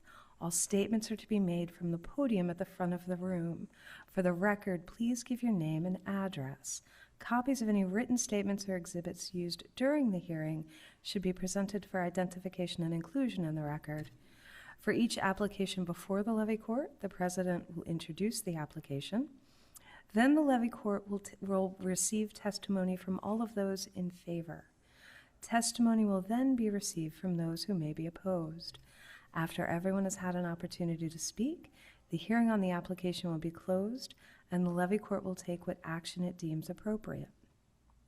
Levy court's decision will be based upon public hearing testimony given at this meeting and a recommendation submitted to the levy court by the Regional Planning Commission.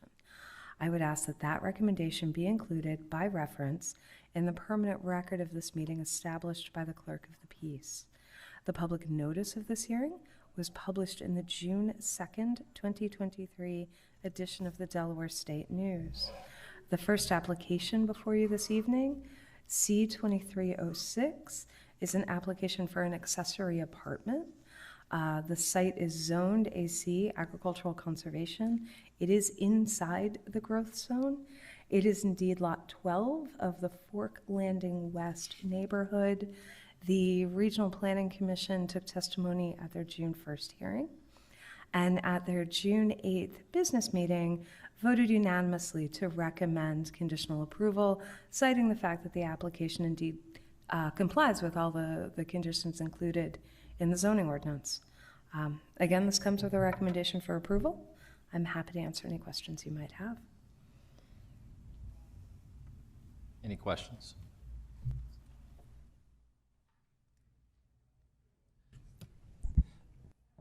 Okay, no questions from the commissioners, from staff, or Commissioner Scott?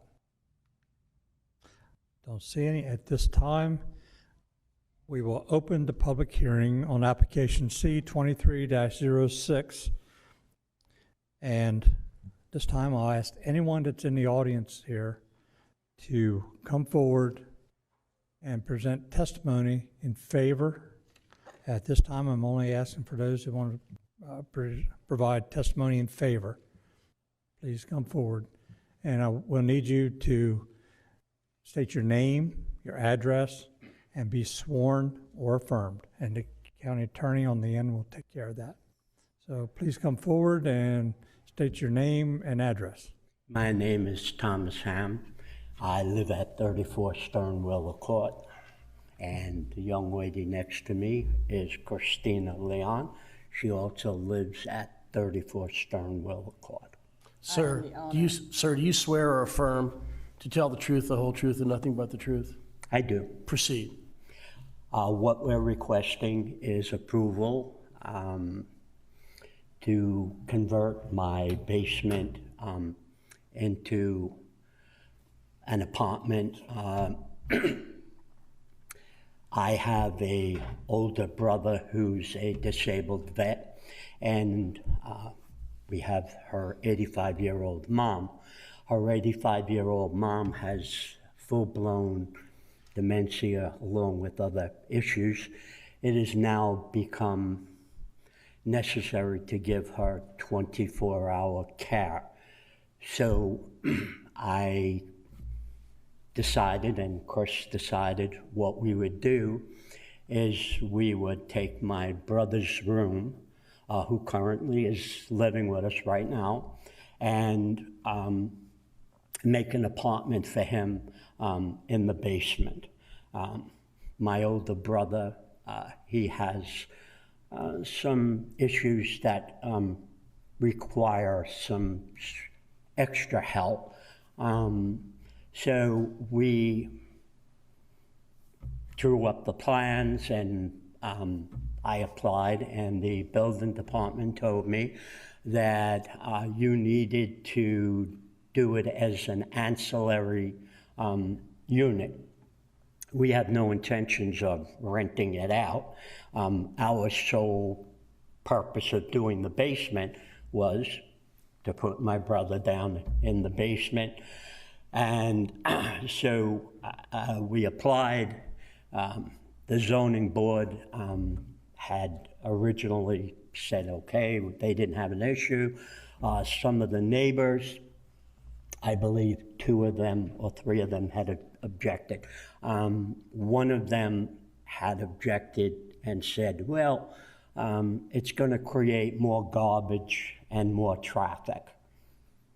I don't see how it's going to create more garbage, because it's the same amount of people living in the house since the day we moved into the house.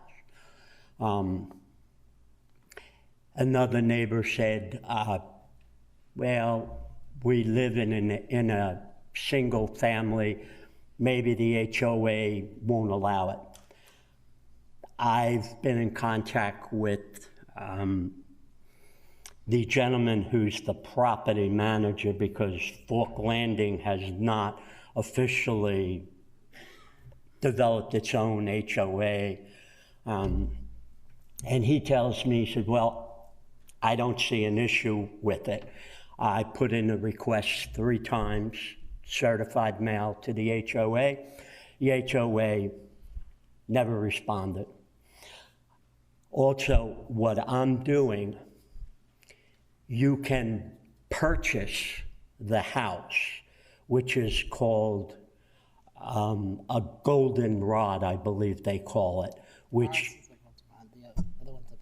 a passion flower, which has a kitchen, a kitchenette, and a bathroom and a bedroom, but on the first floor. What we're doing is putting it into the basement.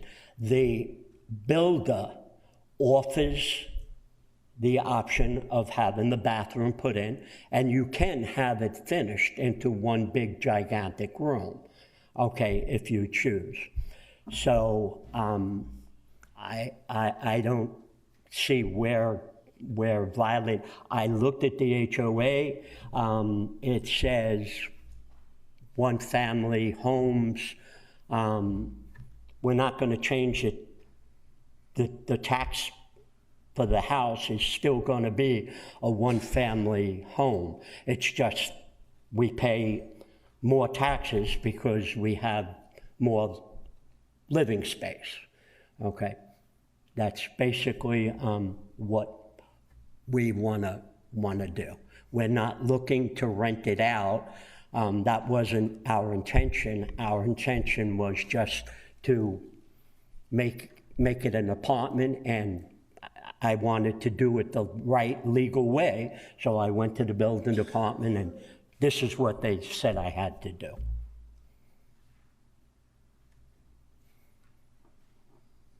Any questions? I don't see any questions from the commissioners. Thank you very much. Ma'am, would you like to say anything as well? Okay, great, thank you. Anyone else in the audience that is in favor of this application, please come forward. Anyone else in favor, please come forward. Mark, anyone online? We have no members from the general public online at this time, Mr. President. Thank you. At this time, we'll open the floor to those that may be opposed to application C 23-06. Please come forward and offer testimony as to why you're against. Anyone opposed, please come forward. Don't see anyone. Mark, do we have anyone online opposed? Still no members from the public online, Mr. President. Thank you. Before I close the public hearing, do any of the commissioners have any questions for staff? Commissioner Hertz.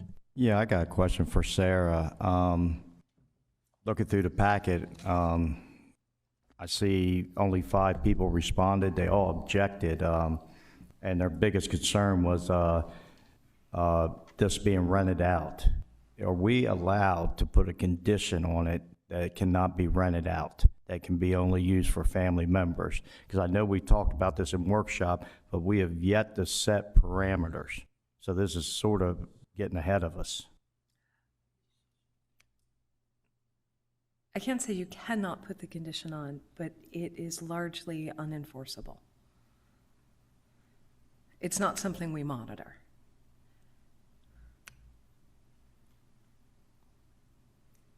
What we do require is that the homeowner, the property owner, has to live in a unit.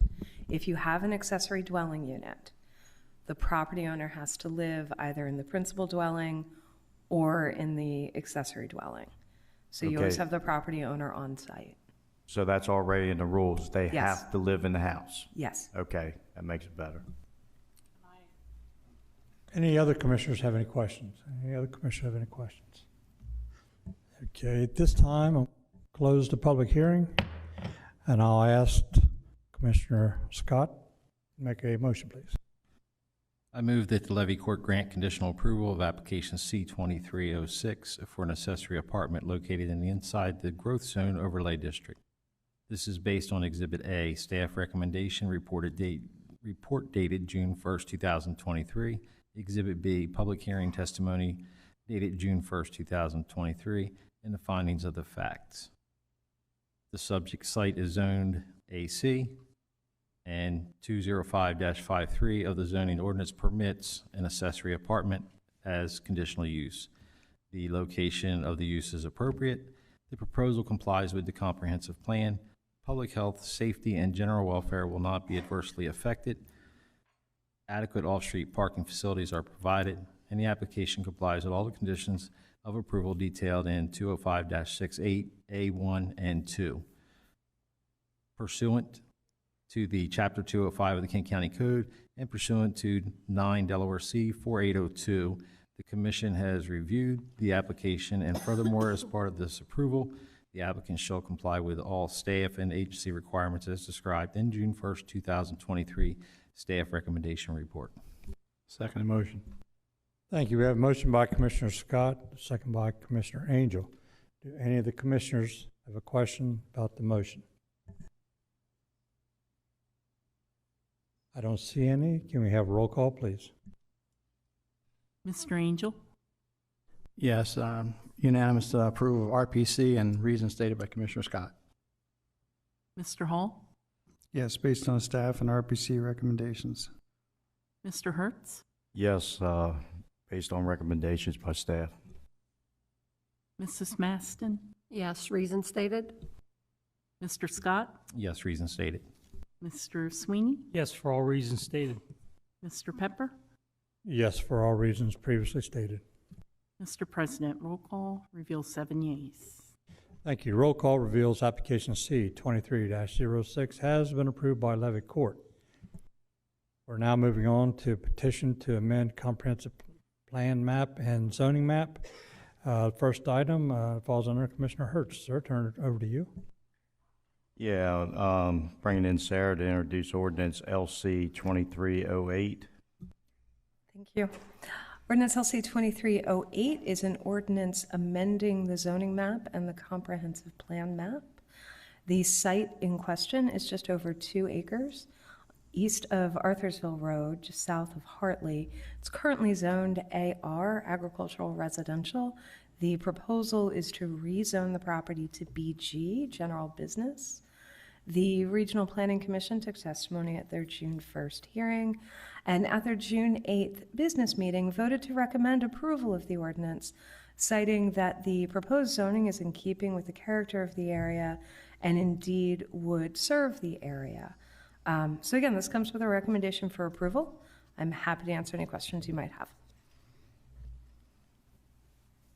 Sarah, they're going for BG, But BG's more commercial for like a commercial highway like Route 13. The property next to them is already BN, neighborhood business. Would that be more fitting? And I know the staff was against BG, but would the staff be for BN?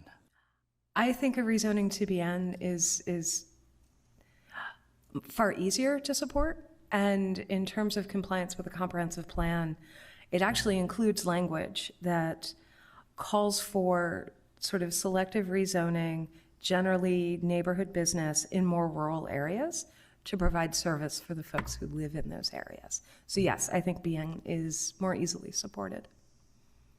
Do any other commissioners have any questions? Commissioner Maston? Yeah, Commissioner Hertz, I agree with what Mrs. Kiefer's saying. We had this conversation before the meeting, and BN is more conducive to what she's looking for. Any other commissioner questions? Commissioner Hall? Sarah, two things. One, I'm new to this, so if the application was for BG, can we rule in favor of BN without a separate application? I would certainly defer to the county attorney, but past practice is if the approval is for effectively a less intense zoning district, it does not have to be a new ordinance. I agree with that. Okay, and second question, if we were to rule in favor of BN, would that restrict them in any way from the operation that they want to run? As I understand the proposal, it would not. The zoning ordinance Levy Court adopted in April incorporated a lot of these uses into BN. Okay, thank you. Any other commissioner questions? Before we turn it over to public comment, I'd just like to make a little statement. I went out to the property on Saturday and looked at it. I talked to numerous neighbors across the street and back and on side, and they were all for having a sandwich shop out there. I've lived out here all my life, and I know what it was like as a kid, that it was a special treat to have to go all the way in town to get something to eat. So this would be a good thing for the neighborhood to have a little sandwich shop. I think she wants to open, have ice cream during the summer, and I think it's a great thing. My only thing is, I think BG, being the commercial, it needs to be downgraded to neighborhood business, and the property next to it is already BN. So I'm all for it under the BN designation, not the BG. Okay. Mr. Maston? Yeah, Commissioner Hertz, you're right. I fortunately work at Lake Hall with one of her neighbors, and when I was reviewing it with her today at Lake Hall, since I figured she knew the young lady, she was really excited about the prospect of having something out in Hartley as opposed to going to Kenton or to Dover. So she was pretty darn excited. Yeah, I think it's a good thing. Does any other commissioners have any questions before we turn it over to public comment? Turn it over to you, Mr. President. Thank you. At this time, we will open the public hearing on ordinance LC 23-08 and ask anyone in the audience that is in favor of this to please come forward, give us testimony as to why.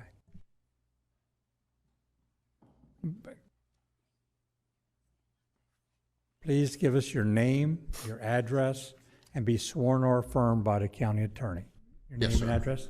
Charles Green, 1196 Hourglass Road. Mr. Green, do you swear or affirm to tell the truth, the whole truth, and nothing but the truth, sir?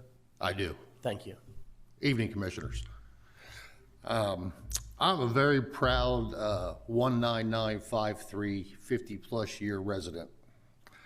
And it's really refreshing to see that maybe we can have something back in our community, even though it's not in the town limits. I really miss, we had 2 stores at one time, believe it or not. So I think I'm very, very much in favor of it, and I'll do anything I can to help Ms. Yoder to succeed at this. I've known her for over 20 years. And I kind of help her in the background with the technology and try and guide her in the right direction to ask questions. As you all, as politicians, and I use that term loosely, you'll agree that the perception is everything. Perception is absolutely everything, regardless. I found it really unorthodox to get phone calls from neighbors of the property where she's trying to build this coffee shop. And they told me that a commissioner knocked on their door and was asking about the property in a very negative connotation, very opposed to it. And that was kind of rocked me back on my heels. We're not asking to grow the area. We're asking to try to reclaim what we lost. We're just trying to provide something for the public.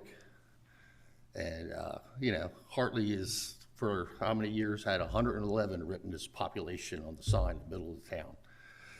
And it might be more than 111 now, but it'll be really refreshing to see some of the old businesses come back. Not the chain stores, Family Dollar, Dollar General, they're all seeming to come to our little town.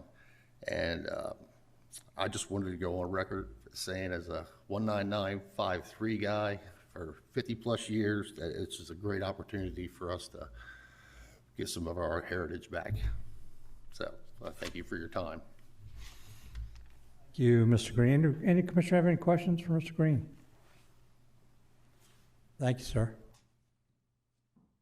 Anyone else in favor? Anyone else in favor of ordinance LC 23-08? Please come forward.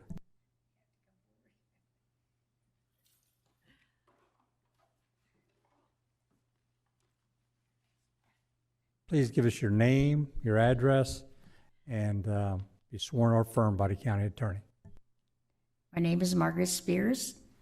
I live at 3967 Arthur'sville Road, Hartley, Delaware. And I think Ms. Spears, excuse me. Yes? You swear or affirm to tell the truth, the whole truth, and nothing but the truth? Yes, I do. Thank you. I think this is a great opportunity for Hartley. I've lived there since 2000, 23 years, and we have never had anything worth going into town for. We have a post office, a fire department. We finally got a general family store. And I think this would be great for the kids that walk to school, you know, or walk home from school, the high school kids coming in, getting off and walking home. I just think it's a blessing that somebody thought of this. And the police officers and stuff that come by don't have nowhere to go to eat.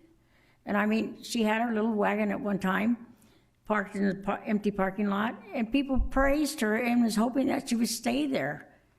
But on hot days, it's a little hot in that little cart of hers. But I just think, you know, even the truck drivers, they have nowhere to go but Royal Farms. It's just, I'm just thankful that you guys agreed to it. That's it. Thank you, ma'am. Appreciate you. Anyone else in favor of this application, please come forward and give us why you're in favor. Mark, anyone online? We have no members from the public online at this time, Mr. President. Thank you. Anyone in the audience who may be opposed to this application, please come forward. Mark, anyone online? Still no members online, Mr. President. Thank you. Any commissioners have any questions of staff or other commissioners prior to me closing the public hearing? Seeing none, at this time, we'll close the public hearing on ordinance LC 23-08, and I'll look to Commissioner Hertz for a motion. Yeah, I propose a motion. I move that Levy Court grant approval of ordinance LC 2308 to amend the zoning map from AR, which is agricultural residential, low-density residential, to BN, which is neighborhood business located outside the growth zone overlay district. This is based on Exhibit A, staff recommendation report dated June 1st, 2023. Exhibit B, public hearing testimony dated June 1st, 2023, and the findings of that fact that while the proposed zoning district does not comply with future land use map or land use strategy map of the 2018 comprehensive plan, the plan does provide that the character and of the surrounding area should hold equal weight in evaluating rezoning requests. Second. Thank you. Motion by Commissioner Hertz, second by Commissioner Hall. Any questions from the commissioners on the motions? Seeing none at this time, I ask Ms. Tanaka, take a roll call vote, please. Mr. Angel, Yes, reason stated by Commissioner Hertz. Mr. Hall, Yes, per RPC recommendations. Mr. Hertz, Yes. Mrs. Maston, Yes, reason stated? Mr. Scott, Yes, reason stated. Mr. Sweeney, Yes, for all reasons stated. Mr. Pepper, Yes, for all reasons stated, and I too grew up as a 19953 person, and I do remember Faulkners and Verdens and Sewards, and so yeah, something like this is desperately needed in Hartley. So best of luck to you. Mr. President, roll call reveals 7 yeas. Thank you. Roll call reveals ordinance LC 23-08 has been approved by Levy Court. Thank you, folks. All right. I would skip the next one, but there's two people in the back of the room that would probably kill me if I did. So the next item is resolution to extend Kent County Stormwater Maintenance District. Commissioner Hall, resolution 3995. Thank you, Mr. President. I'll turn it over to Sarah. Thank you, Commissioner. Resolution 3995 would add the subdivision of 49 Pines into the county stormwater maintenance district. A majority of the lot owners have signed the petition in the affirmative. Those signatures have been verified by our staff. The operation and maintenance plan has been finalized. It should be noted the district won't immediately assume responsibility. It's still under the control of the developer. Once Kent Conservation District signs off on the infrastructure, then they would be brought into the system. But this tees them up for when the infrastructure is complete. So it meets all of the criteria for joining the district, and staff would recommend approval. I'm happy to answer any questions. Thank you. Any questions for staff? Any questions from commissioners? I don't see any. Thank you. Thank you. So at this time, we will open the public hearing on Resolution 3995. Now, ask any folks here in the room to please come forward and offer testimony as to why it should be approved. Anyone in the room want to testify in favor?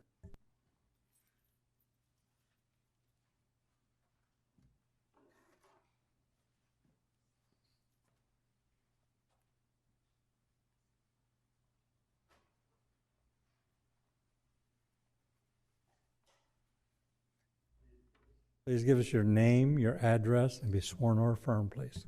Good evening. My name's Margaret Bell. I live at 205 49 Pines Drive in Dover. Do you swear or affirm to tell the truth, the whole truth, and nothing but the truth? Yes, I do. Thank you. 49 Pines is a new subdivision, and we have a few retention ponds of different types. Some are dry, some are wet, but they all have a purpose. And when I was doing research, I didn't understand that we have to maintain these ponds and we know nothing about them. So I'm on the HOA board, I'm the president. I'm not sure if that's good or bad yet. And when I reached out to Kent County, the staff was phenomenal. They gave us all the information about the stormwater district. I now know more about stormwater than I ever wanted to, but I went door to door to each neighbor, explained it to them, even went to the developer. Jury's still out if he was happy, but this has been a great experience trying to get this done, and I can't even begin to tell you how helpful Levy Court has been. Great. Any questions? Any questions? Bell? Mr. Sweeney? What I'm hearing, Peggy, is that you are a community organizer. It could be. Any other questions? Seeing none, thank you. Thank you. Anybody else in the audience in favor of Resolution 3995? Please come forward. Anyone else in favor? Mark, anyone on phone? We have no members from the public online at this time, Mr. President. Thank you. Anyone in the audience opposed to Resolution 3995? Anyone opposed to Resolution 3995? Please come forward. Still no one on phone, Mark? Yep, still no members from the public online, Mr. President. Great, thank you. Any of the commissioners have any questions of staff or each other before we close the public hearing? If not, at this time, we'll close the public hearing on Resolution 3995. Turn it over to Commissioner Hall for a motion, please. Thank you, Mr. President. Finding that the proposed stormwater maintenance district expansion is adequate and appropriate, that all the property owners within the district are benefited directly or indirectly thereby, that it is in the public interest to extend the stormwater maintenance district in the manner proposed, I move to approve Resolution 3995, creating the 49 Pine Stormwater Maintenance District. Second. Thank you. Motion by Commissioner Hall, second by Commissioner Maston to approve Resolution 3995. Any questions on that motion from the commissioners? Seeing none, this time can we have roll call, please? Mr. Angel? Yes, reason stated by Commissioner Hall. Mr. Hall? Yes. Mr. Hertz? Yes. Mrs. Maston? Yes, reason stated. Mr. Scott? Yes, reason stated. Mr. Sweeney? Yes. Mr. Pepper? Yes, it's a great program. It'll save the residents a lot of money in the long run, and we can be assured that the ponds will be maintained properly. So, yes. Mr. President, roll call reveals 7 yeas. Thank you. Roll call reveals Resolution 3995 has been approved by Levy Court. Thank you, folks. Next item, Sewer Assessment Rolls Resolution and Fiscal Year 23 Budget Amendment. Commissioner Hall. Thank you, Mr. President. Resolution 4000, Fiscal Year 2024 Sewer Assessment Rolls for Kent County Sewage Disposal District Number 1, as listed. Baker's Choice, Bowers Beach, Burtonwood Village, Capitol Park, Carlisle Village, Cheswold, Colony West, Dover Air Force Base and Housing, Dykes Branch, East Dover, Felton, Frederica, Garrisons Lake 1, Garrisons Lake 2, Garrisons Lake 4, Garrisons Lake 5, Generals Green, Greater Houston Breeders Crown Farm, Greater Houston Southfield, Hartley, Hilltop, Isaacs, Kenton, Kitshummock, Little Creek, Little Heaven, Magnolia, Milford Neck area, North Magnolia, Northeast, NESSD, Paris Villa, London Village, Smyrna Clayton, South Central, and Tidbury. Be it resolved that the annual assessment roll for Kent County Sewage District Number 1 is accepted and adopted. Be it further resolved that the annual assessment be apportioned against the several lots and parcels of land herein according to the previously established zones of assessment, so that each parcel shall be annually assessed in accordance with tables 1 and 2. The said assessments are to be billed in quarterly increments. Therefore, the sanitary sewer district quarterly rate is calculated as in table 3.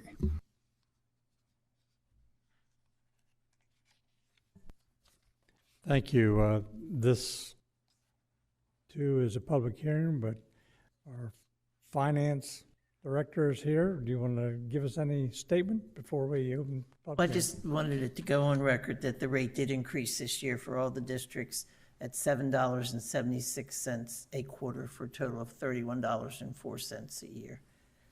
Be effective on their September 15th bill.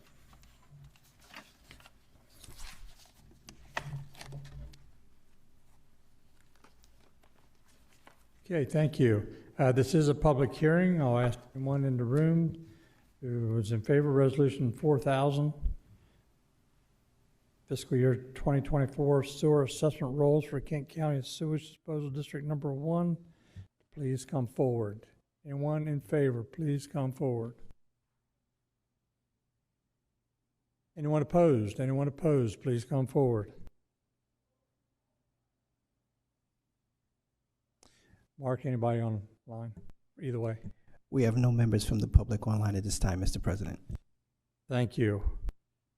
Do any of the commissioners have any further questions for staff or from each other?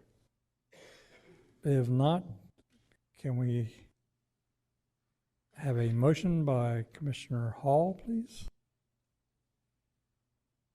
Second.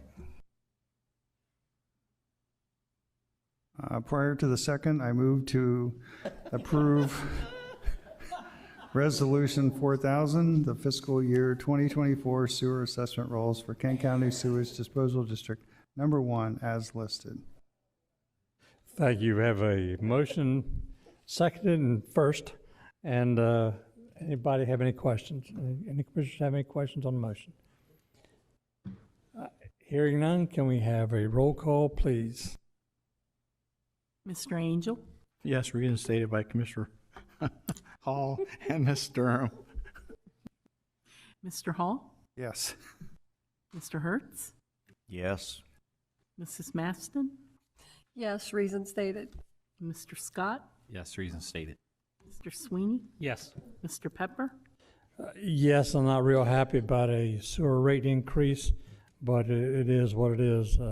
Price of chemicals have gone up unbelievably, and it's just something that had naturally had to occur. So, yes. Mr. President, roll call reveals 7 yeas. Thank you. Roll call reveals Resolution 4000 has been approved by Levy Court.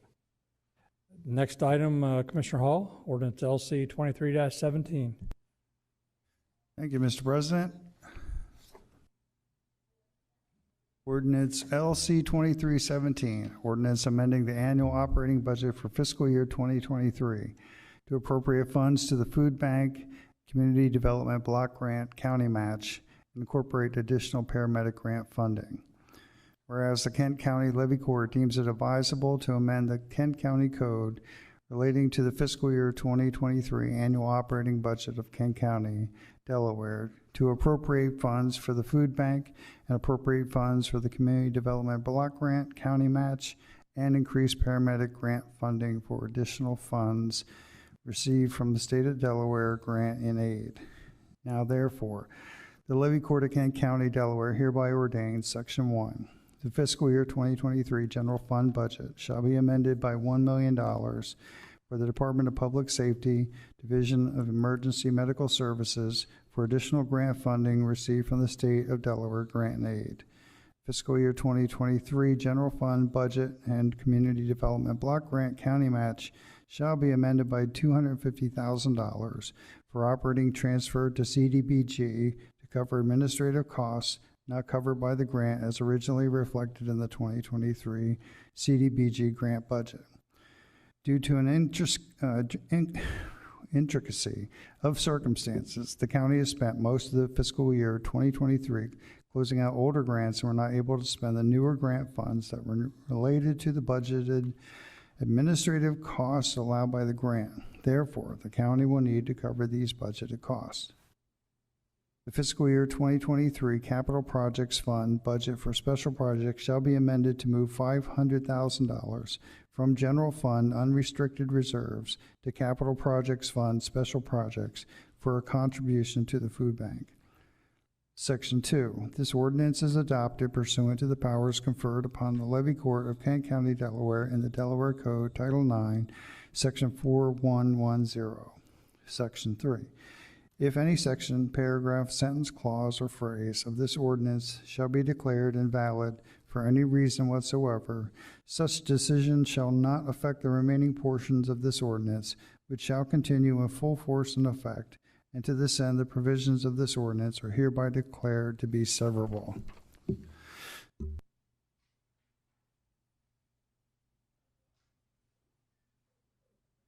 Okay, ordinance LC 23-17. Any commissioners have any questions? Any commissioners have any questions? All right, can we have, this is an ordinance, public hearing. I'll ask anyone in the room that's in favor of ordinance LC 23-17, please come forward. Anyone in favor, please come forward. Anyone opposed? Anyone opposed, please come forward. Any public online? We have no members from the public online, Mr. President. Thank you. Any commissioners have any questions of staff or from each other on ordinance LC 23-17? Mr. Scott. President Pepper, just curious on the $500,000 food grant. That's the one that was completing from last year's, correct? in Yes. December. Yes. Yep, thank you. Any other questions? Seeing none, can we have a roll call, please?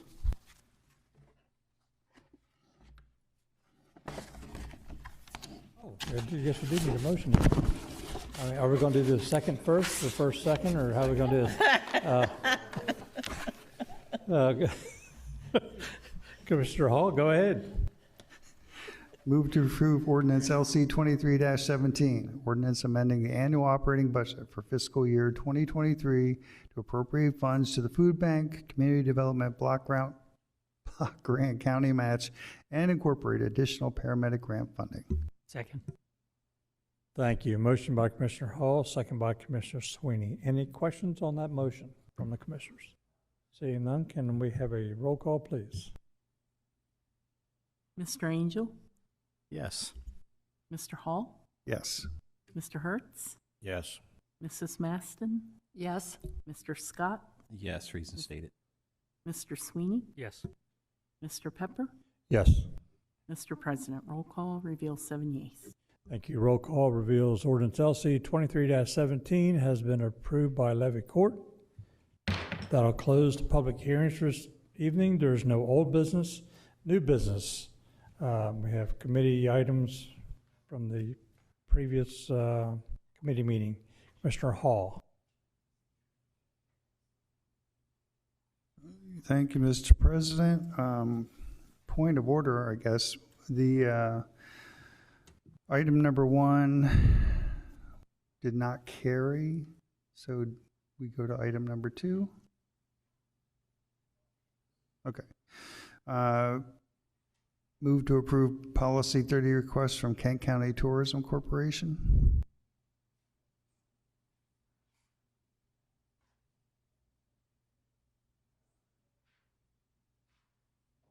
I stand corrected. Motion to approve policy 30 requests in the amount of $19,432 from Kent County Tourism Corporation and Central Delaware Chamber of Commerce to fund 50% of the cost for a replacement sign at the Central Delaware Chamber of Commerce building at 435 North DuPont Highway. Second. Thank you. Motion by Commissioner Hall, second by Commissioner Maston. Any question on that motion? I don't see any, so can we have a roll call, please? Mr. Angel? Yes. Mr. Hall? Yes. Mr. Hertz? Yes. Mrs. Maston? Yes. Mr. Scott? Yes. Mr. Sweeney? No.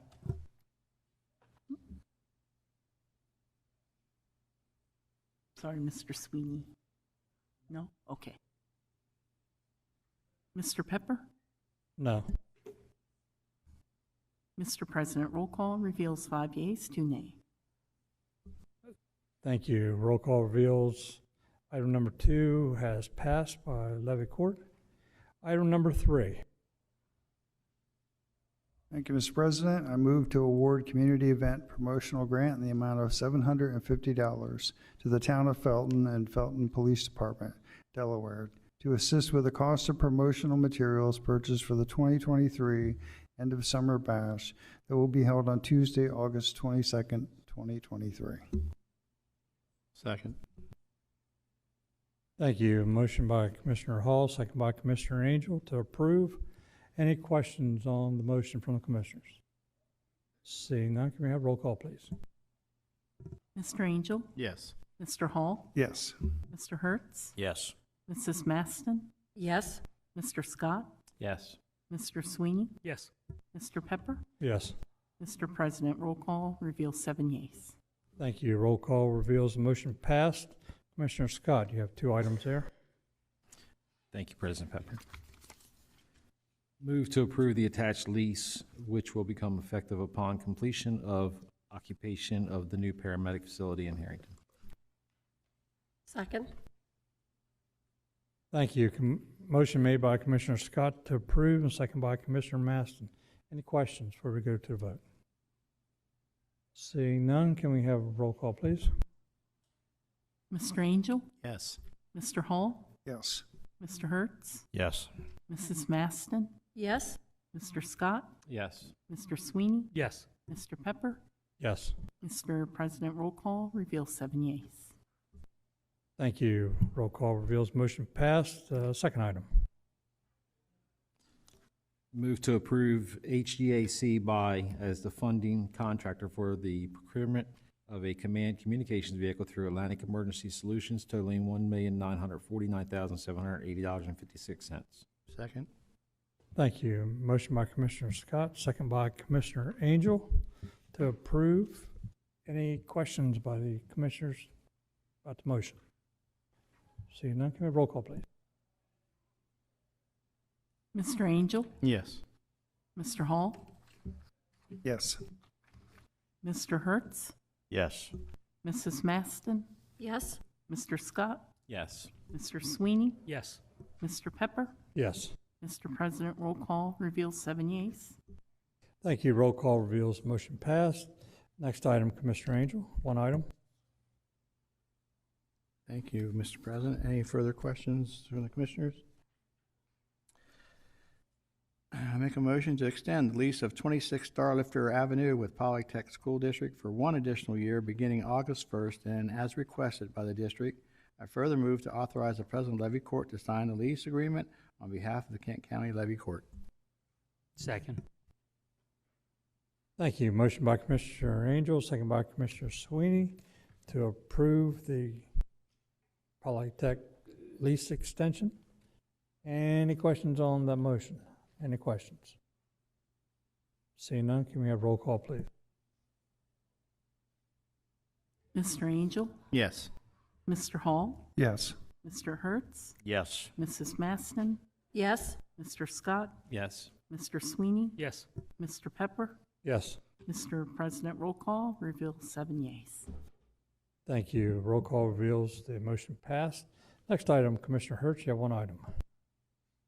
Yeah, I move to approve change order number 5 in the amount of $73,187.86 with the increase of 90 calendar days for the air system optimization project contract with Johnson Construction Company, LLC, contingent upon USDA concurrence. The total contract amount shall not exceed $4,423,891.18 and authorize the President of Levy Court to execute the associated change order. Second.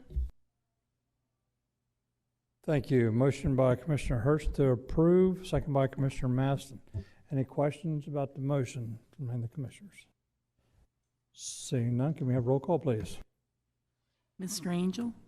Yes. Mr. Hall? Yes. Mr. Hertz? Yes. Mrs. Maston? Yes. Mr. Scott? Yes. Mr. Sweeney? Yes. Mr. Pepper? Yes. Mr. President, roll call reveals 7 yeas. Thank you. Roll call reveals the motion passed. That's the end of the potential committee meeting action items. Going to other business, I'll ask the county attorney or county administrator, do we have a need for executive session this evening? No, Mr. President. All right, thank you.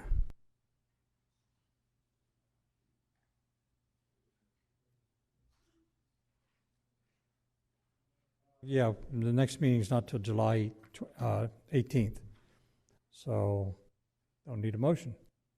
So any information items? Any information items? Commissioner Maston. Yeah, Smyrna Clayton area has a July 4th parade at 9:30 on July 4th in Smyrna this year. All are welcome to attend.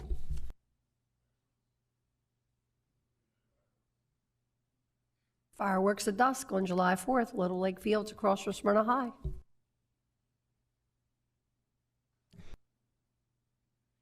Before we go on, thank you, Commissioner Maston. Defer to the attorney. Do we need a motion in case we need an executive session on the 18th? No meetings between now and then. No, so long as we have the motion teed up on that agenda, we can do it on the 18th. And I have something brewing, but it's not really teed up yet, so I think it would be important to nail that down. Okay, great. Okay, thank you. Any other informational items? Commissioner Scott. Thank you, President Pepper. I wanted to thank Commissioner Maston. She took it and got a hold of Representative Carson, and she was able to get $1 million towards public safety this year from the state of Delaware. So I think it gives her a big round, and I appreciate all the support, Ms. Mass. Thank you.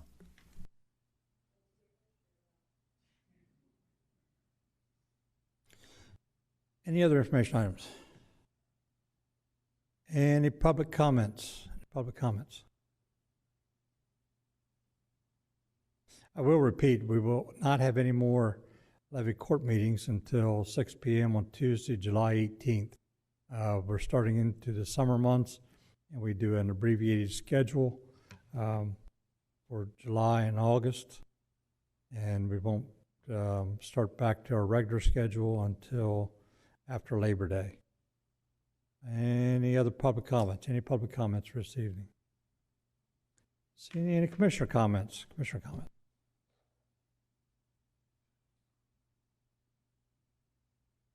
No commissioner comments? Then in that case, need a motion to adjourn. So moved, Mr. President. Motion by Commissioner Angel, second by Commissioner Sweeney to adjourn. All in favor? Aye. Anybody want to stay? We are adjourned.